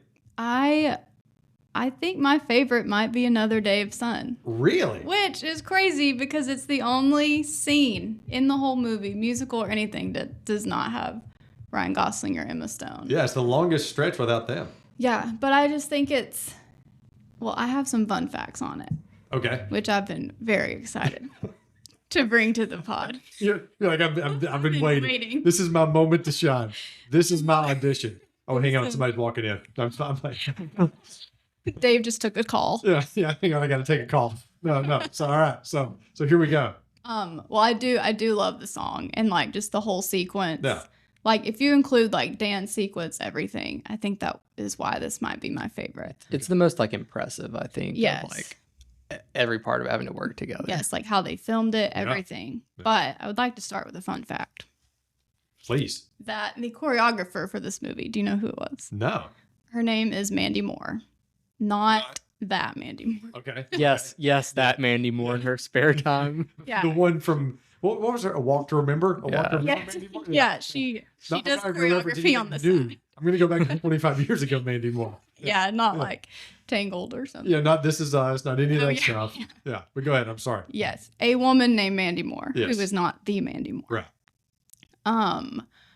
But she did like, I feel like one of the reasons I recognize her name is because she does Dancing with the Stars, and I Okay. feel like whenever I used to watch Dancing with the Stars, her name would pop up, and I'd be like, Mandy Moore. So that's the only reason it was in my brain. But she choreographed for a little tour. Oh. I can, Let Dave. Should you let Dave guess what the little tour you're talking about is? I think my favorite part was Landon's smiling face here the whole time. So who by chance did she tour for? Could it be a little tour called the Eras Tour Whose tour was that? by my favorite Taylor Swift? Nice. The Eras Tour, which as a What Taylor year Swift was the fan, Eras tour? It was 2023, 2024. Okay. It was like her Was that the tour. big one, like the most recent one one. was like the highest grossing tour of Yeah. all time. Yeah. It's like 3.5 hours long. I went twice. Nice. No, that you had- Where would you go? In Atlanta and Nashville. Nice. Fun fact about that, Dave. Knew you were gonna bring this up. I sat after. We always joke about that there would be a split screen of Katie in this concert in Nashville having the best night of her life, and me sitting in traffic for 2 hours on a bridge trying to pick her up from the concert, and her getting in the car literally glowing from how fun she had, and me furious, just as mad as I could possibly be. And then driving home. This is before we were married. Driving home I think we got home at 4:30, or I got back. I was staying in my parents' house because I was in town. Got back at 4:30 a.m. And she's riding that post-concert high. Yes. Oh, I was, Yeah. and he didn't care at all. Yeah. Like, he just had 5 Red Bulls. Whether she even had any Red Bulls at all. Yeah. But that's what was running through her veins. I'm like recounting the 3.5 hour Yeah. show, and Landon's like, yeah. Did you listen to Swift after the Swift concert? Oh, yes. Yeah. Yeah, the whole way I home. always Whole way do. there, whole For way whatever home. reason, like when I go to a concert afterwards, I'm like, let's listen to them some more. Yeah. Yeah. You're on a high. You are. Yeah. That is hilarious. So yeah, that's I can't talk about the Eras tour without Landon being like, remember that time I It's a sat in funny- traffic for you? It's one of those things where you're glad you did it afterwards. It's a funny story Sure. to be able to tell. Like Sure. in the moment, I was I know. like, what?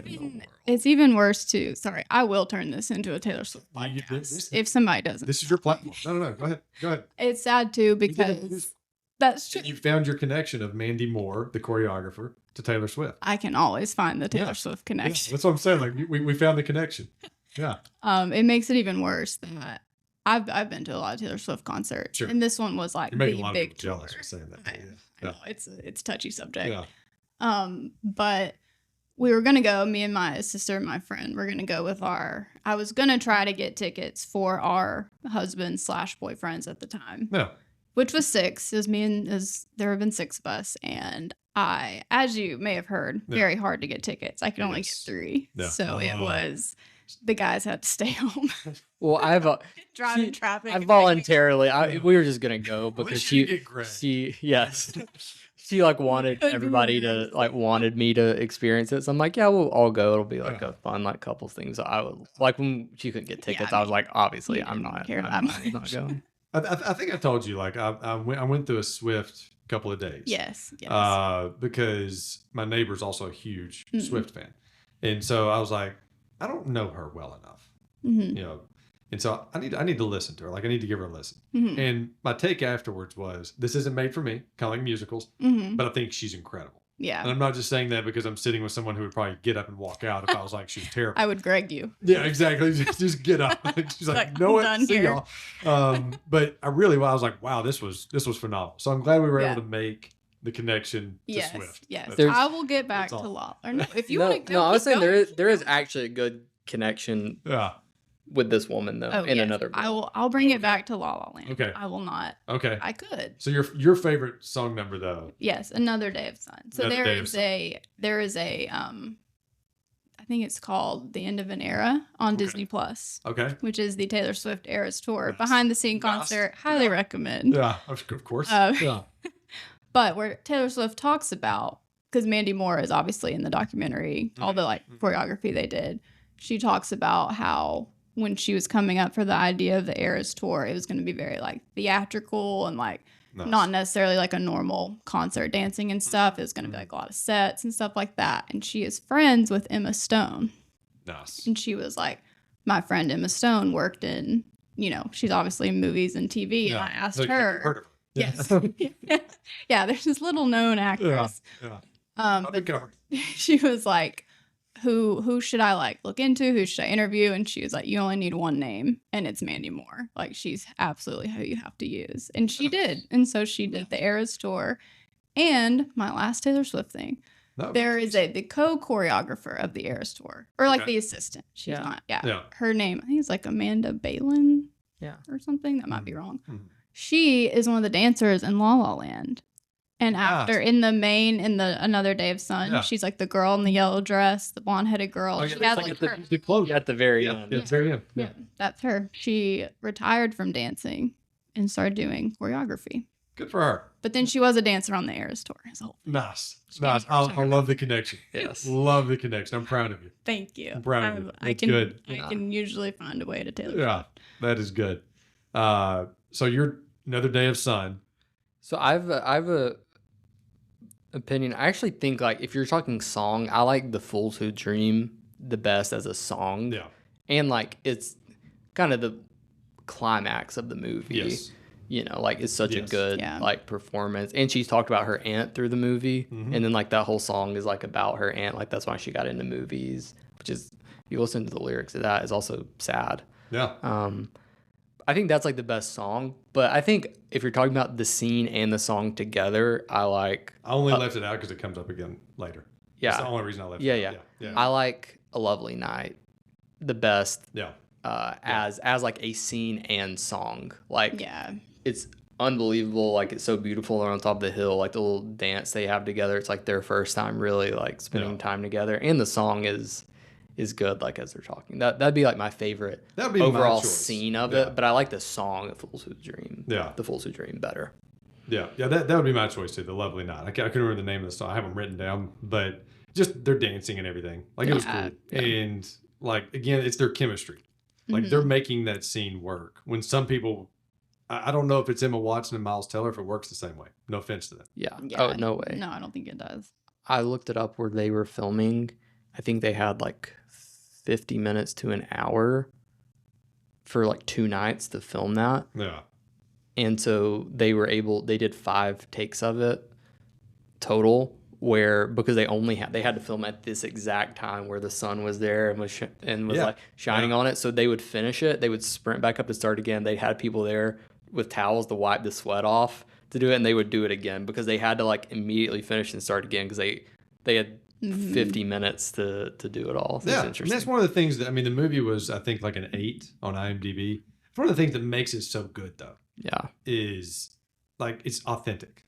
Like less effects in a movie in a year where, again, I love these movies, but we had The Jungle Book, we had Civil War, we had Batman vs Superman, which are effects heavy. Yeah, Jungle Book is completely. Isn't that one of those that besides one kid in it, it's like completely computer generated. Yeah, that's what I mean. Like, and again, enjoyable. I loved it. Yeah. But it's nice to sometimes watch a movie where you're like, this is 90% practical effects. Yeah. Yeah. Even on the freeway Another Day of Sun scene, I read where they did have to add like the dancers in like the very back, like it pans out and you can see like the whole freeway, like that's CGI. But even that, like they shut down a freeway in Los Angeles for like 2 days. They had like 30 dancers. Like none of it was on a set. It was all just like real, which is it's cool. Hard to find. Yes. Well, and like, did you see the thing about the planetarium scene where they're sitting in the chair when it kind of drops them back in the chairs? Did y'all read this? They actually did that in reverse. So they start. The reason why they land so perfectly in the chairs was. But it was at the end of the day, it was with them. Yeah. It Right. wasn't like a CGI, It's not. Yeah. like a Spider-Man of them. It was actually them. Yeah. Mhm. I just thought that was cool. All right. I'll give y'all, there's 2 more competitions. And I'll let y'all pick which one we do next. I have scene that won Stone Best Actress or favorite scene in the movie. We'll cover both. It's just whichever one y'all want to go next. I'm do favorite scene. Favorite scene? All right. So y'all go, like if you have a scene, and then I'll just fill in the gaps if you don't name one that I have on here. So what are like some of your favorite scenes in the movie? And it would not be any of the musical numbers. Oh, okay. Because we already covered a lot of those. Yeah. Besides The Fools Who Dream, if you want to throw that in there. Mm. But that's in the Stone thing. Yeah. I think my favorite scene, which it's not the happiest scene, it's not even the most enjoyable, but I think one of my favorite scenes, what I'm thinking of, is the dinner scene. Okay. Like it's uncomfortable. When they break up, or when they kind of, Or like when they have their fight. Yeah. I think like it's a long scene, but it makes you uncomfortable to watch. You just want to be like, don't say that. Communicate better. That's not what she means. Like it really, even though like it's not like a fun, happy scene, that's one of my favorite scenes. Like it's like the pivotal scene in the movie where it's like, okay, you see things are going south. They are maybe not going to choose their relationship over their passions. Yeah, I think the acting is really good for both of them. The music stops. It's sad, but I still enjoy that scene a lot. Yeah, you're just watching good actors be good actors. Yes, yeah, that makes sense. Do you count the last scene in the dream sequence as the movie? Oh, no. Or the music? You can throw anything. You can throw anything. Just none of those we already. Yeah. Comment on that. That's an unexpected choice by Really? Katie. It's a sad. Yeah, it was sad. It's the least fun. It's the least fun scene in the whole movie. It's not happening later, right? It's kind of a big like acting. It's like an acting performance. Like there's not much. There's not much going on. Yeah, it's just around them. It is just like we're figuring this out right now. It's the calmest the movie is. Like, yes. At that point. Yeah. I still like the last scene. I don't know if you have more to talk about it, and then it going back and playing the piano. It just culminates in everything. It's built like they're in the club. He's realized his dream. She's realized her dream, but they haven't seen each other, and you don't know that. Like you're still as the viewer, you're kind of like still dealing like with the first time you see it, like they didn't end up together. Yeah. And he's playing that, and like when he walks up on stage and sees her and is like, like does a double take and has to like regather himself. Yeah. And then starts playing that song that's come back like 10 different times. Like that's what he goes to. Every time he's got to play something, he goes back to it. Yeah. And then like that dream sequence, it's so like the way they set it up is so cool. And, going through all of it is just awesome. I think they end it perfectly too. Yeah. Like I love the ending. The look that they have at the end where she's leaving and it's like, obviously that is like, it's over. This is it. This is the goodbye, like the little smile. Yeah. Ugh. Yeah. Yeah, no, it was a crusher. Can I heart-wrenching. Can I do a quick side note, but related to it because it's part of that scene? Yeah. Ask you a question that we talked about. How many people do you think there are? When he's walking in the club and he walks by her face painted on that. Yeah. I bet there's a ton of that in Los Angeles of people that are trying to up and coming, trying to do it. They date, they break up. One of them makes it big, and the other one is just like doing a commercial and they're having to walk by like an A-list movie star's face that they dated all the time. That's just like a funny having to walk around LA. That's just like a funny thought to me, or not a funny thought, like an interesting thought. With Spider-Man 2, when he's not trying to be an actor, but he's having to walk around and see her face while he's heartbroken. Yes. Like her face is everywhere because I think it was like a billboard or something. Yeah.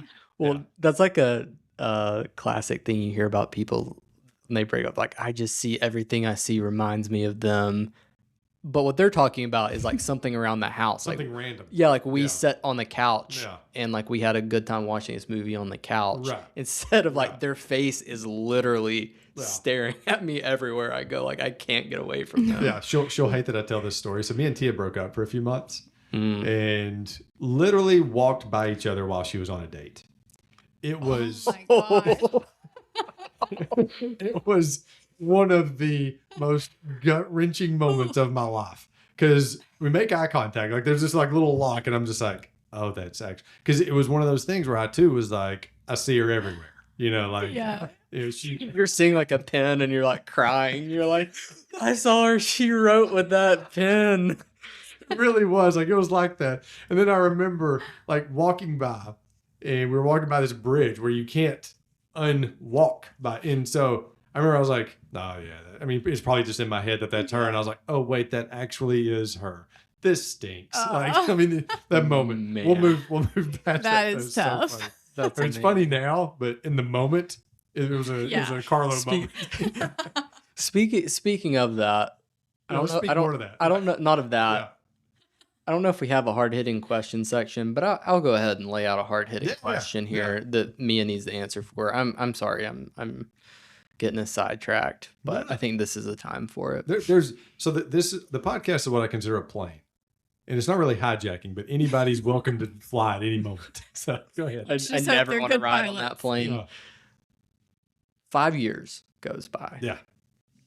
In that 5 years, Mia goes to Paris, films her movie, presumably films other movies because she's supposed to be, they show her going to the coffee shop. Every single person there is like in awe looking at her. So she is like A-list famous. Yeah. Meets a guy. She's the Reese Witherspoon. Gets over Sebastian. Yeah. Meets another guy. Gets married. Has a toddler who is presumably 2 to 3 years old. Sure. She moved on quick.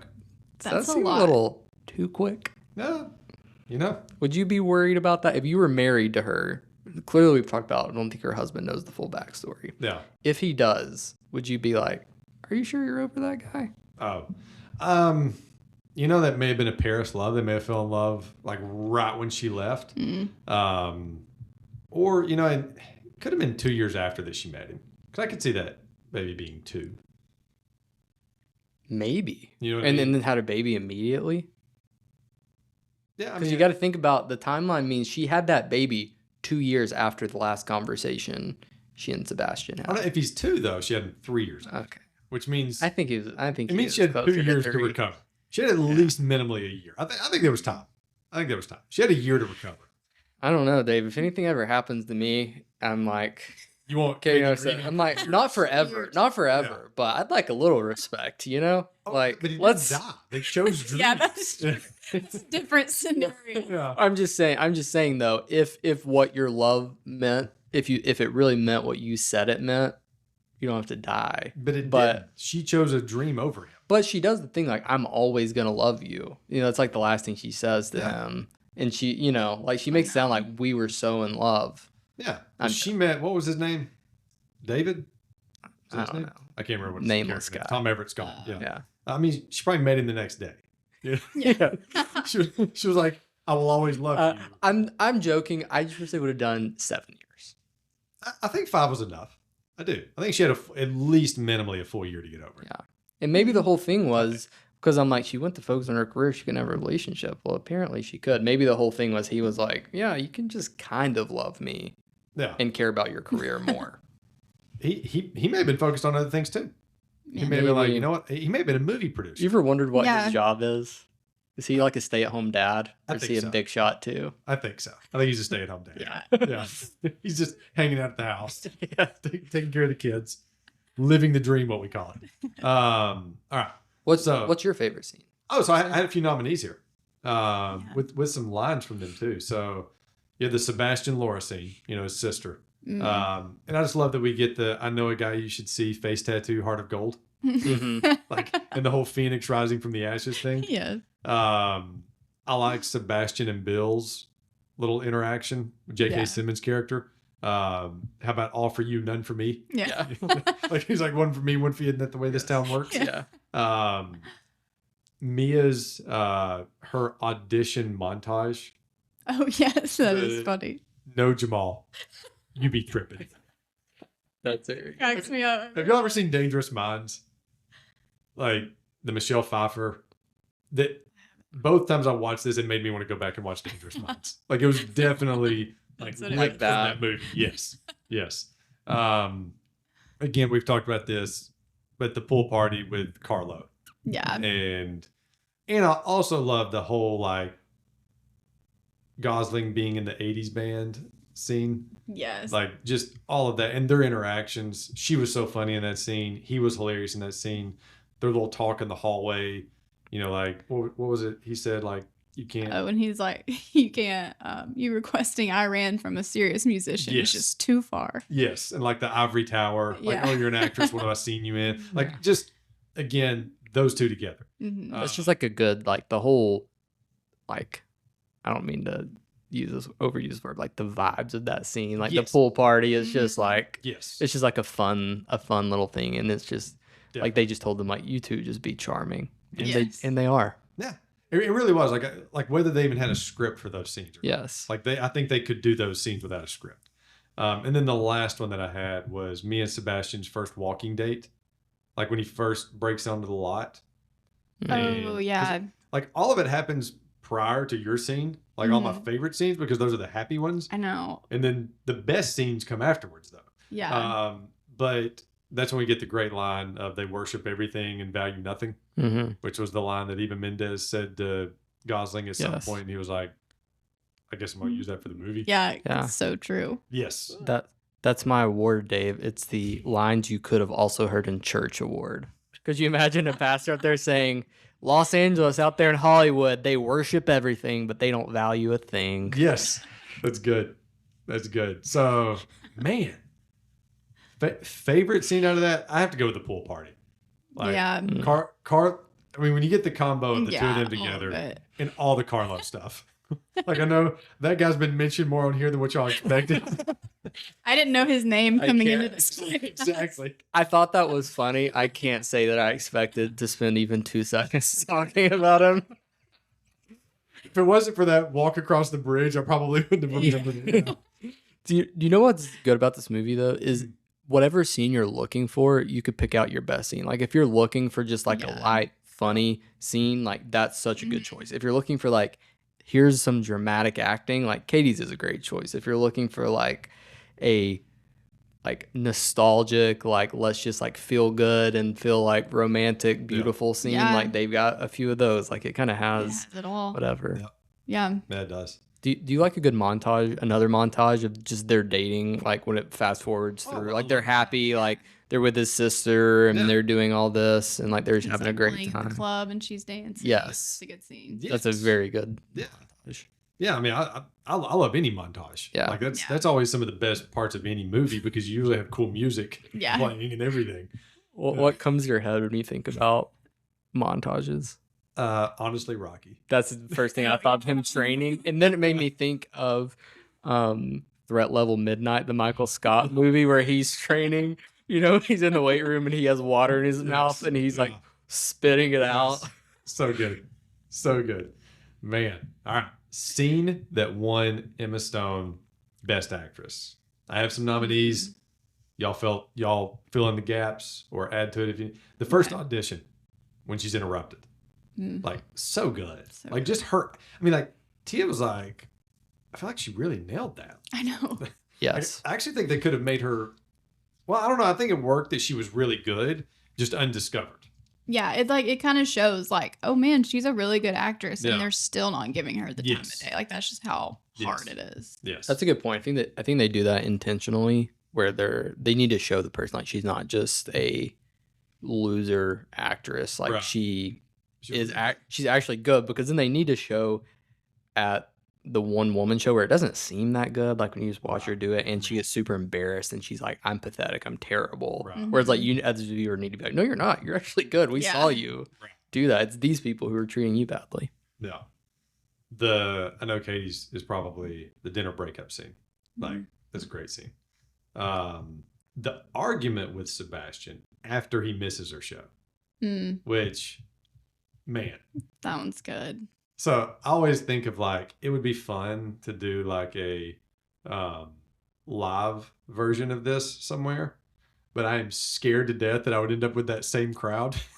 Oh yeah. Like 10 people out there and it's just a few of my friends. Then you hear people being like, what was that? Yes. You ask the venue, say, can you put my dressing room not where people walk out? That is so. Even doing like, even when you're recording it and just putting it out there, Like those are the biggest fears. Yeah. And you're like, okay, what, are people just gonna be like, oh my goodness, this is awful. Or just not even show. Yeah, man. All right. The argument outside her parents' house about not wanting to go to the audition. Like, I thought both of them did a great job in that scene.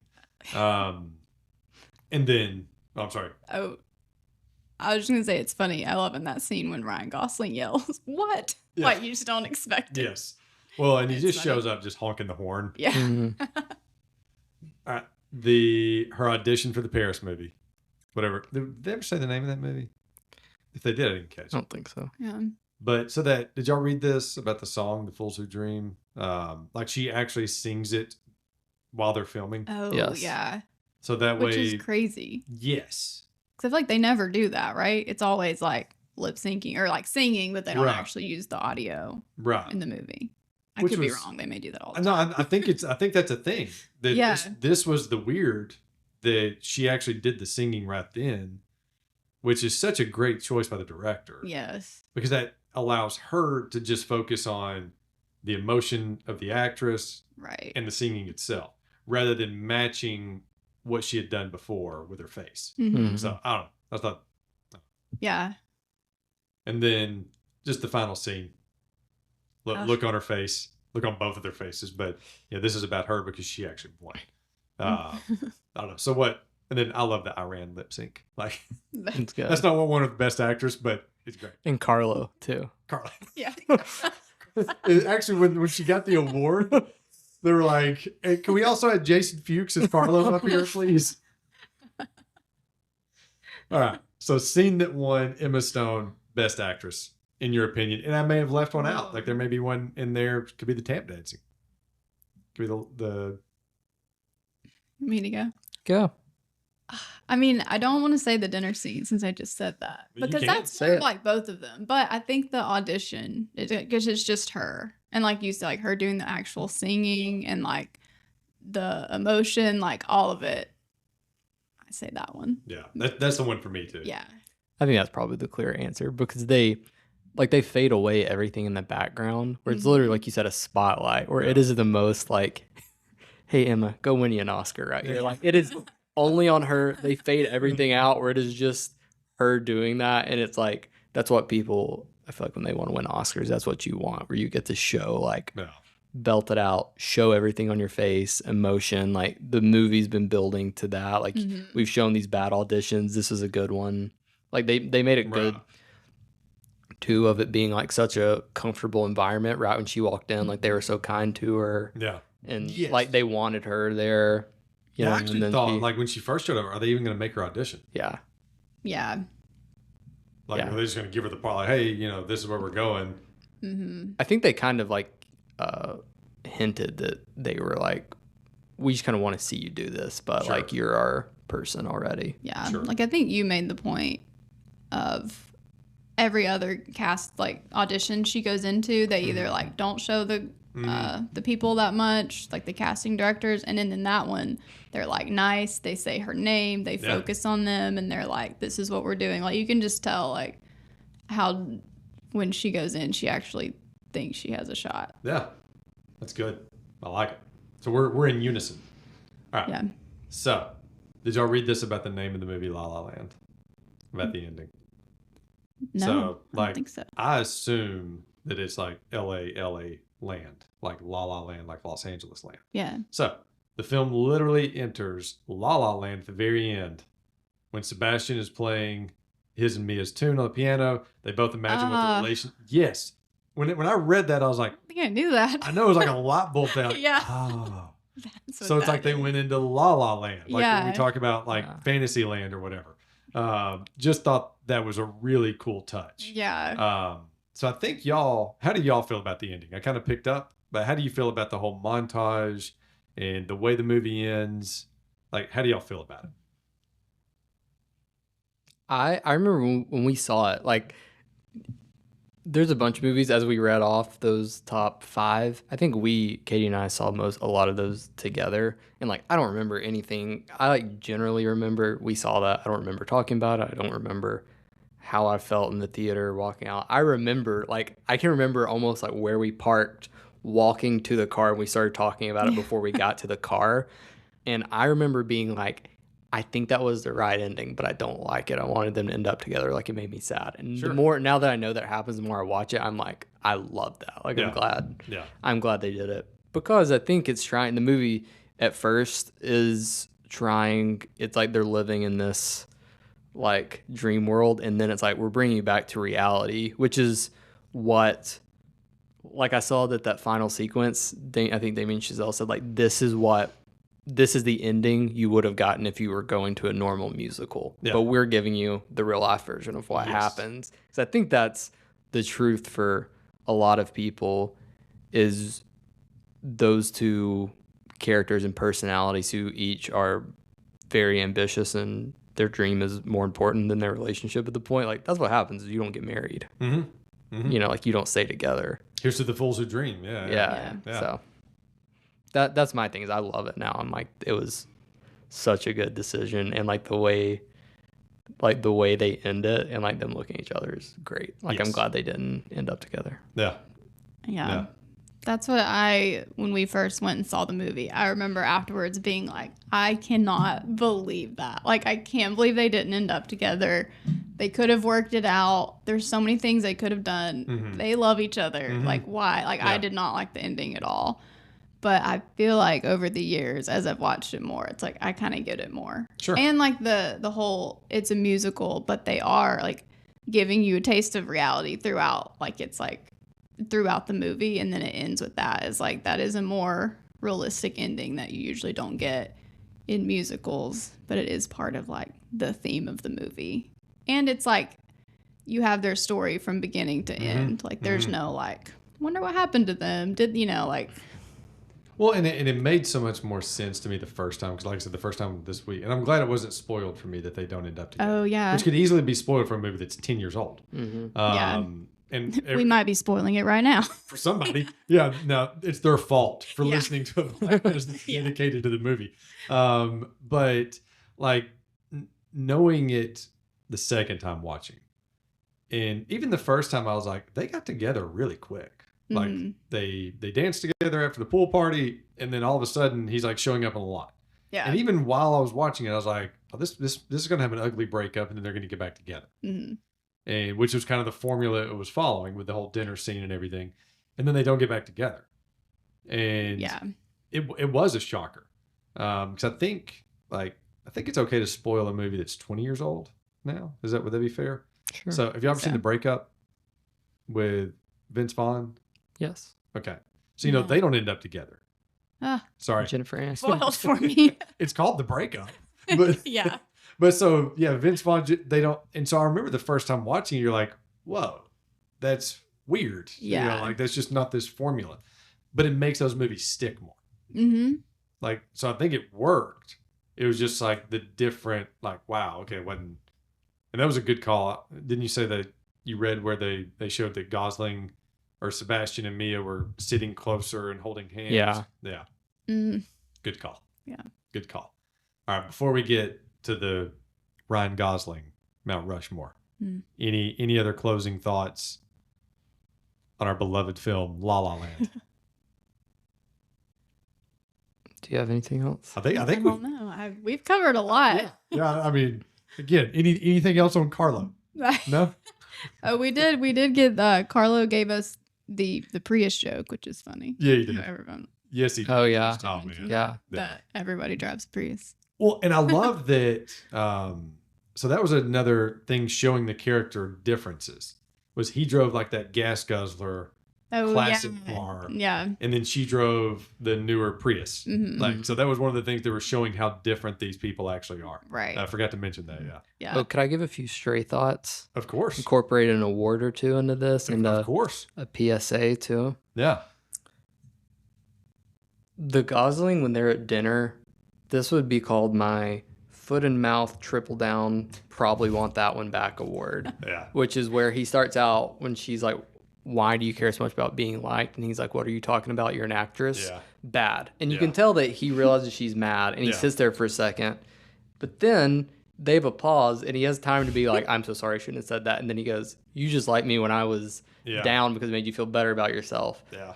double where he's like, no, I really think this. And then they argue a little more. And then she goes, are you serious? And he goes, no. Or she said, are you kidding? He said, no. Tripled down on it. Yeah. At that point, he you could tell he's like, I'm sinking this relationship. He was feeling himself in that band. Yeah. You know, like he was feeling good about the piano playing he was doing in that band. Yeah, I think it was. Yeah, and he tries to blame it on her where he's like, well, this is what you wanted for me. Yeah. And it's just because he overheard the phone call. But really, she never said, like, yeah, I wish she would do this. Like, she was defending him, being like, no, he's going to open this club. It's going to be great. And she's like. Well, that was the moment of realization, though. Like, he's looking at the mold in the room or the water leak in the room and everything. He's like, okay, I got to make some money here while I'm chasing this dream, too. Yeah. But he did lose sight of the dream. And she pointed that out, too. Absolutely. Yeah. So my PSA... I'm not a relationship expert. I'm not saying I am. Sure. However, one thing I do know is it is important to talk with your spouse or significant other at some point about anything, which it seems like they went through a stretch where there was very little communication. She apparently showed up to that concert and had no idea what kind of music he played. Yeah. And then she was asking questions like, where are you? When does the tour end? She had no idea they were going to go. That song, by the way, too. Oh, yeah. Yeah. We can start a fire. I think maybe, did John Legend write that or did the other guy? I saw something that said they had to make it a song that wasn't horrible, that a popular band would sing, but that Sebastian would hate. Yeah. Which is like a hard line to. Oh, that is. Yeah, that's good to me. Except for the background dancers. Like, they just didn't fit the whole. Yeah. But yeah, that's what Tia was like. I don't like. But anyway, But she had no idea what kind of music they played until she showed up that day. And then she was like, wait, how long are you on tour? When are you getting back? And then he was like, we're going to be on tour like for a while. Yeah, they need a magnetic calendar. Yeah, and she was shocked by that. And then she was like, so are you going to keep doing this? And he was like, I thought this is what you wanted. And I'm like, have y'all just not had a conversation? And she talked on the phone. She calls him on the phone. It's right before she walks in. We surprised her. She's like, I haven't heard from you in a while. I'm like, we were saying, is he just going days or weeks at a time, and they're just not communicating? He's posing for pictures. So that's my advice. My brilliant advice is speak. He's wearing the hat. Yeah. He's doing the bite, the lip bite. Like what? That's a funny. It's a great scene. So I forgot all about that scene till we were talking about. That's a great scene. Yeah. Yes, which that scene, it's like, why did he have to do that? Yeah. Why did he think he could make both? Did he care? So was he like, it'll be fine, I don't have to go, which I find hard to believe. Because when he got there, he seemed pretty frantic. Yeah. Mm-hmm. Well, and Keith even asked him, John Legend even asked him, like, is that okay? Yeah. Yeah. You had your out. Yeah. To be like, no, this is like the biggest night. Yeah. This is the night I can't do it. Yeah. You say, I'm so sorry, I forgot, but like, I can't miss this. This is like my relationship will end if I don't go to this. Yeah. I mean, you just had the big argument. Yeah. So he actually quadrupled down on Batman. He did. He didn't just triple down. He did. My other two last thoughts. Yeah, please. Are these are this is after talking for who knows how long that we've just talked about how much I love this movie and it made me feel romantic and nostalgic and all that. Here's two. Let's bring us down to earth real quick. Sure. This is why it's not a 10 and why it's an 8. Yes, this is the settling isn't so bad award. It's not a bad thing to care about your family more than.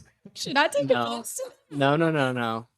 I'm about. I was going to like get Greg settling in these people's minds. I'm safe for saying bad things about Swift, but go ahead. Just went from me. You guys are about to feel like fools when I explain this.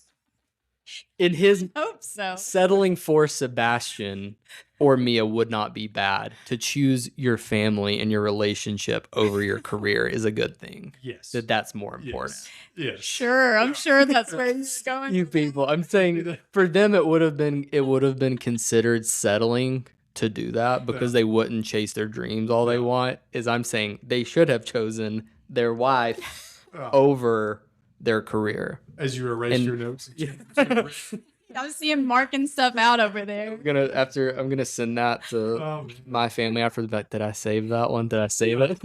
The answer is no. But that is my non-romantic take. Is in Los Angeles. That would be considered a crime to be like, yes, I will voluntarily not achieve my dream or my career because having a family is more important than being there for my Yeah. significant other is more important. It's like, that's what you should do sometimes. Yes. And that if that means your career doesn't go as well 100%. as you want it to, then Yeah. good. Yeah. You should. Good save. Good save. You guys. I'm trying to tell my wife how important she is to me in here, and y'all are ganging up on me. Your setup made it pretty easy. Yeah, we didn't have to do much. Yeah. I'll tell you why settling is good. Yeah, let me tell you how I settled in my life. That's so funny.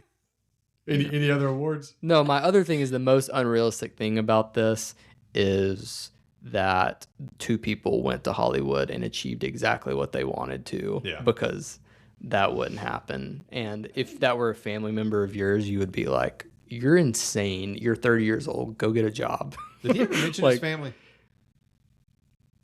I don't remember if he ever mentions his family at all.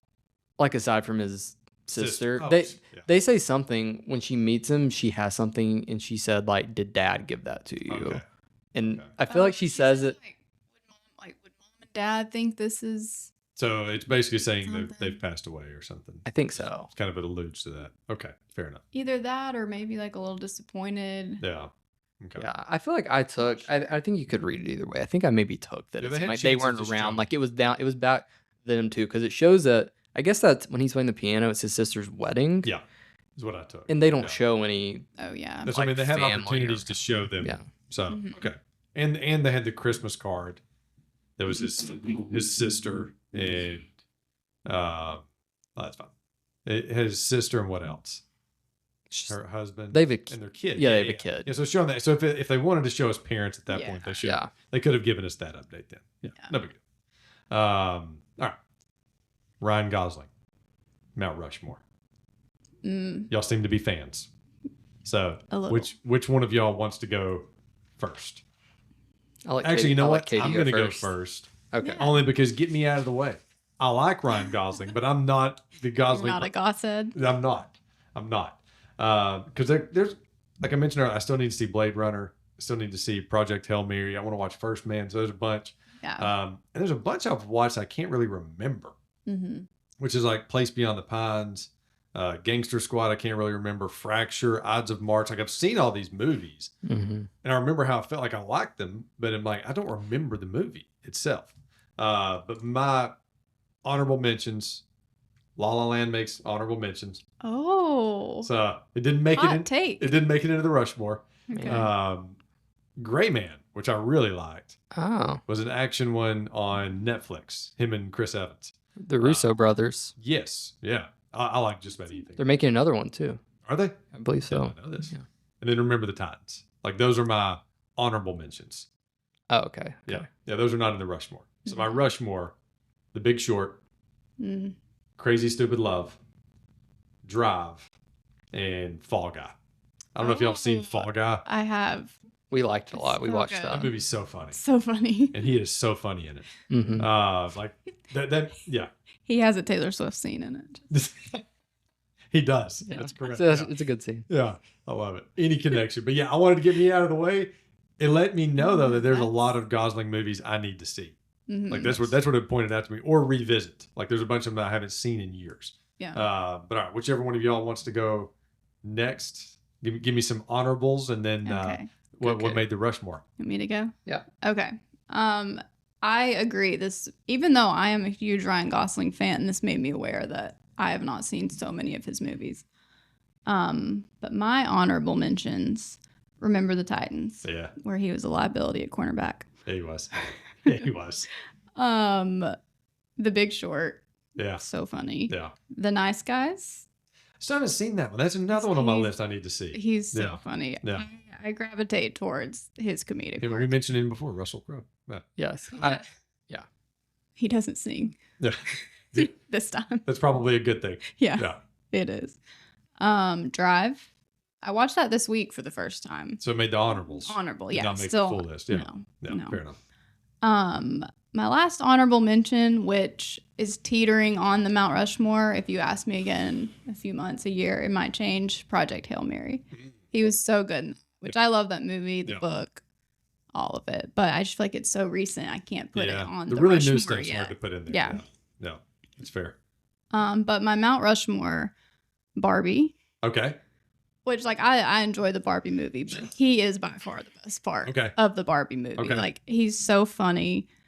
You should watch his, after you watch Barbie, watch his I'm Just Ken Oscars performance. Okay. So funny. So good. I enjoy it. We watched it. I like it. That's good. La La Land. So this movie made it. Yes, this is the Mount That's Rushmore. funny. As one of my favorite movies.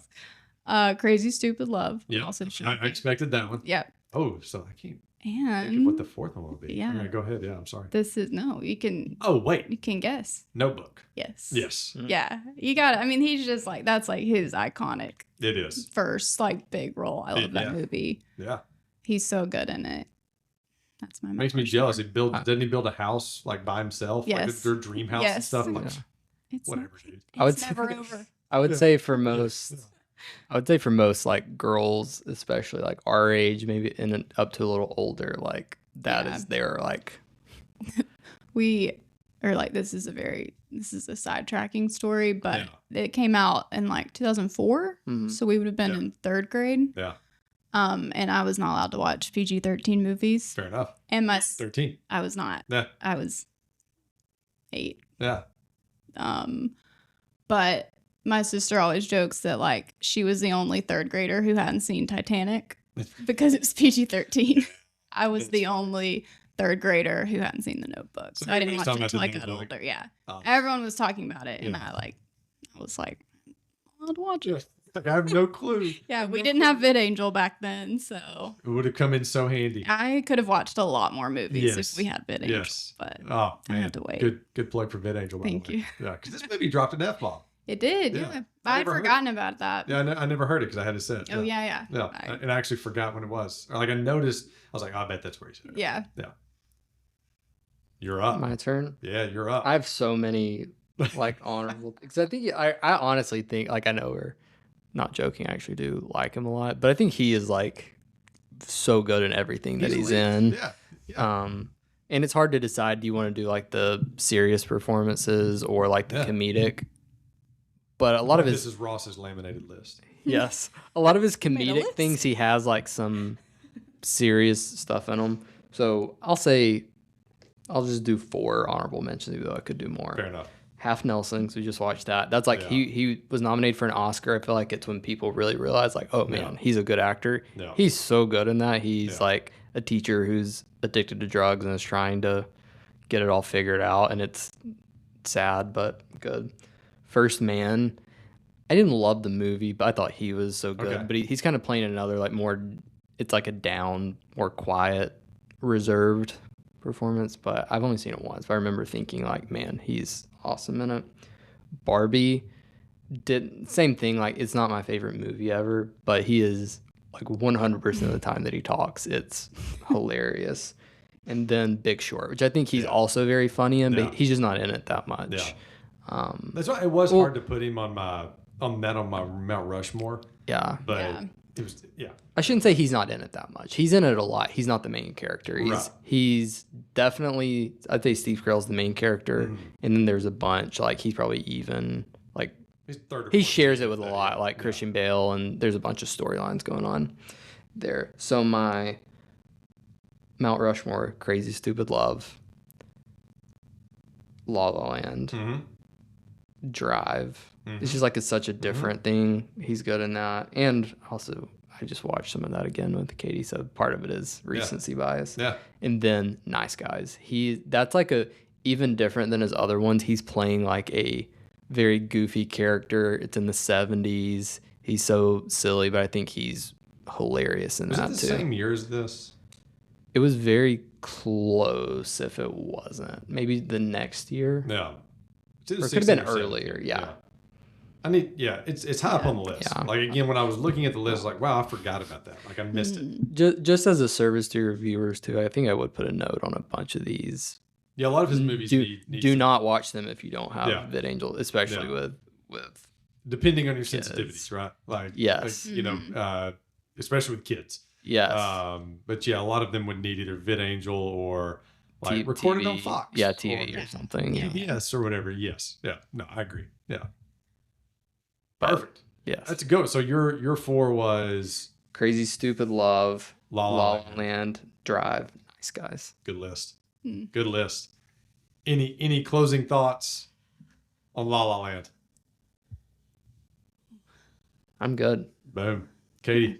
I have so glad to be here. This was so much fun. Good. Thank you I for enjoyed coming. it. Thank you for having me. Thank you for tagging along.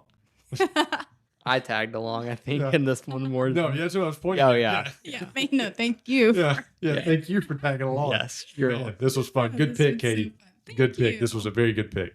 All right. To the fools who dream.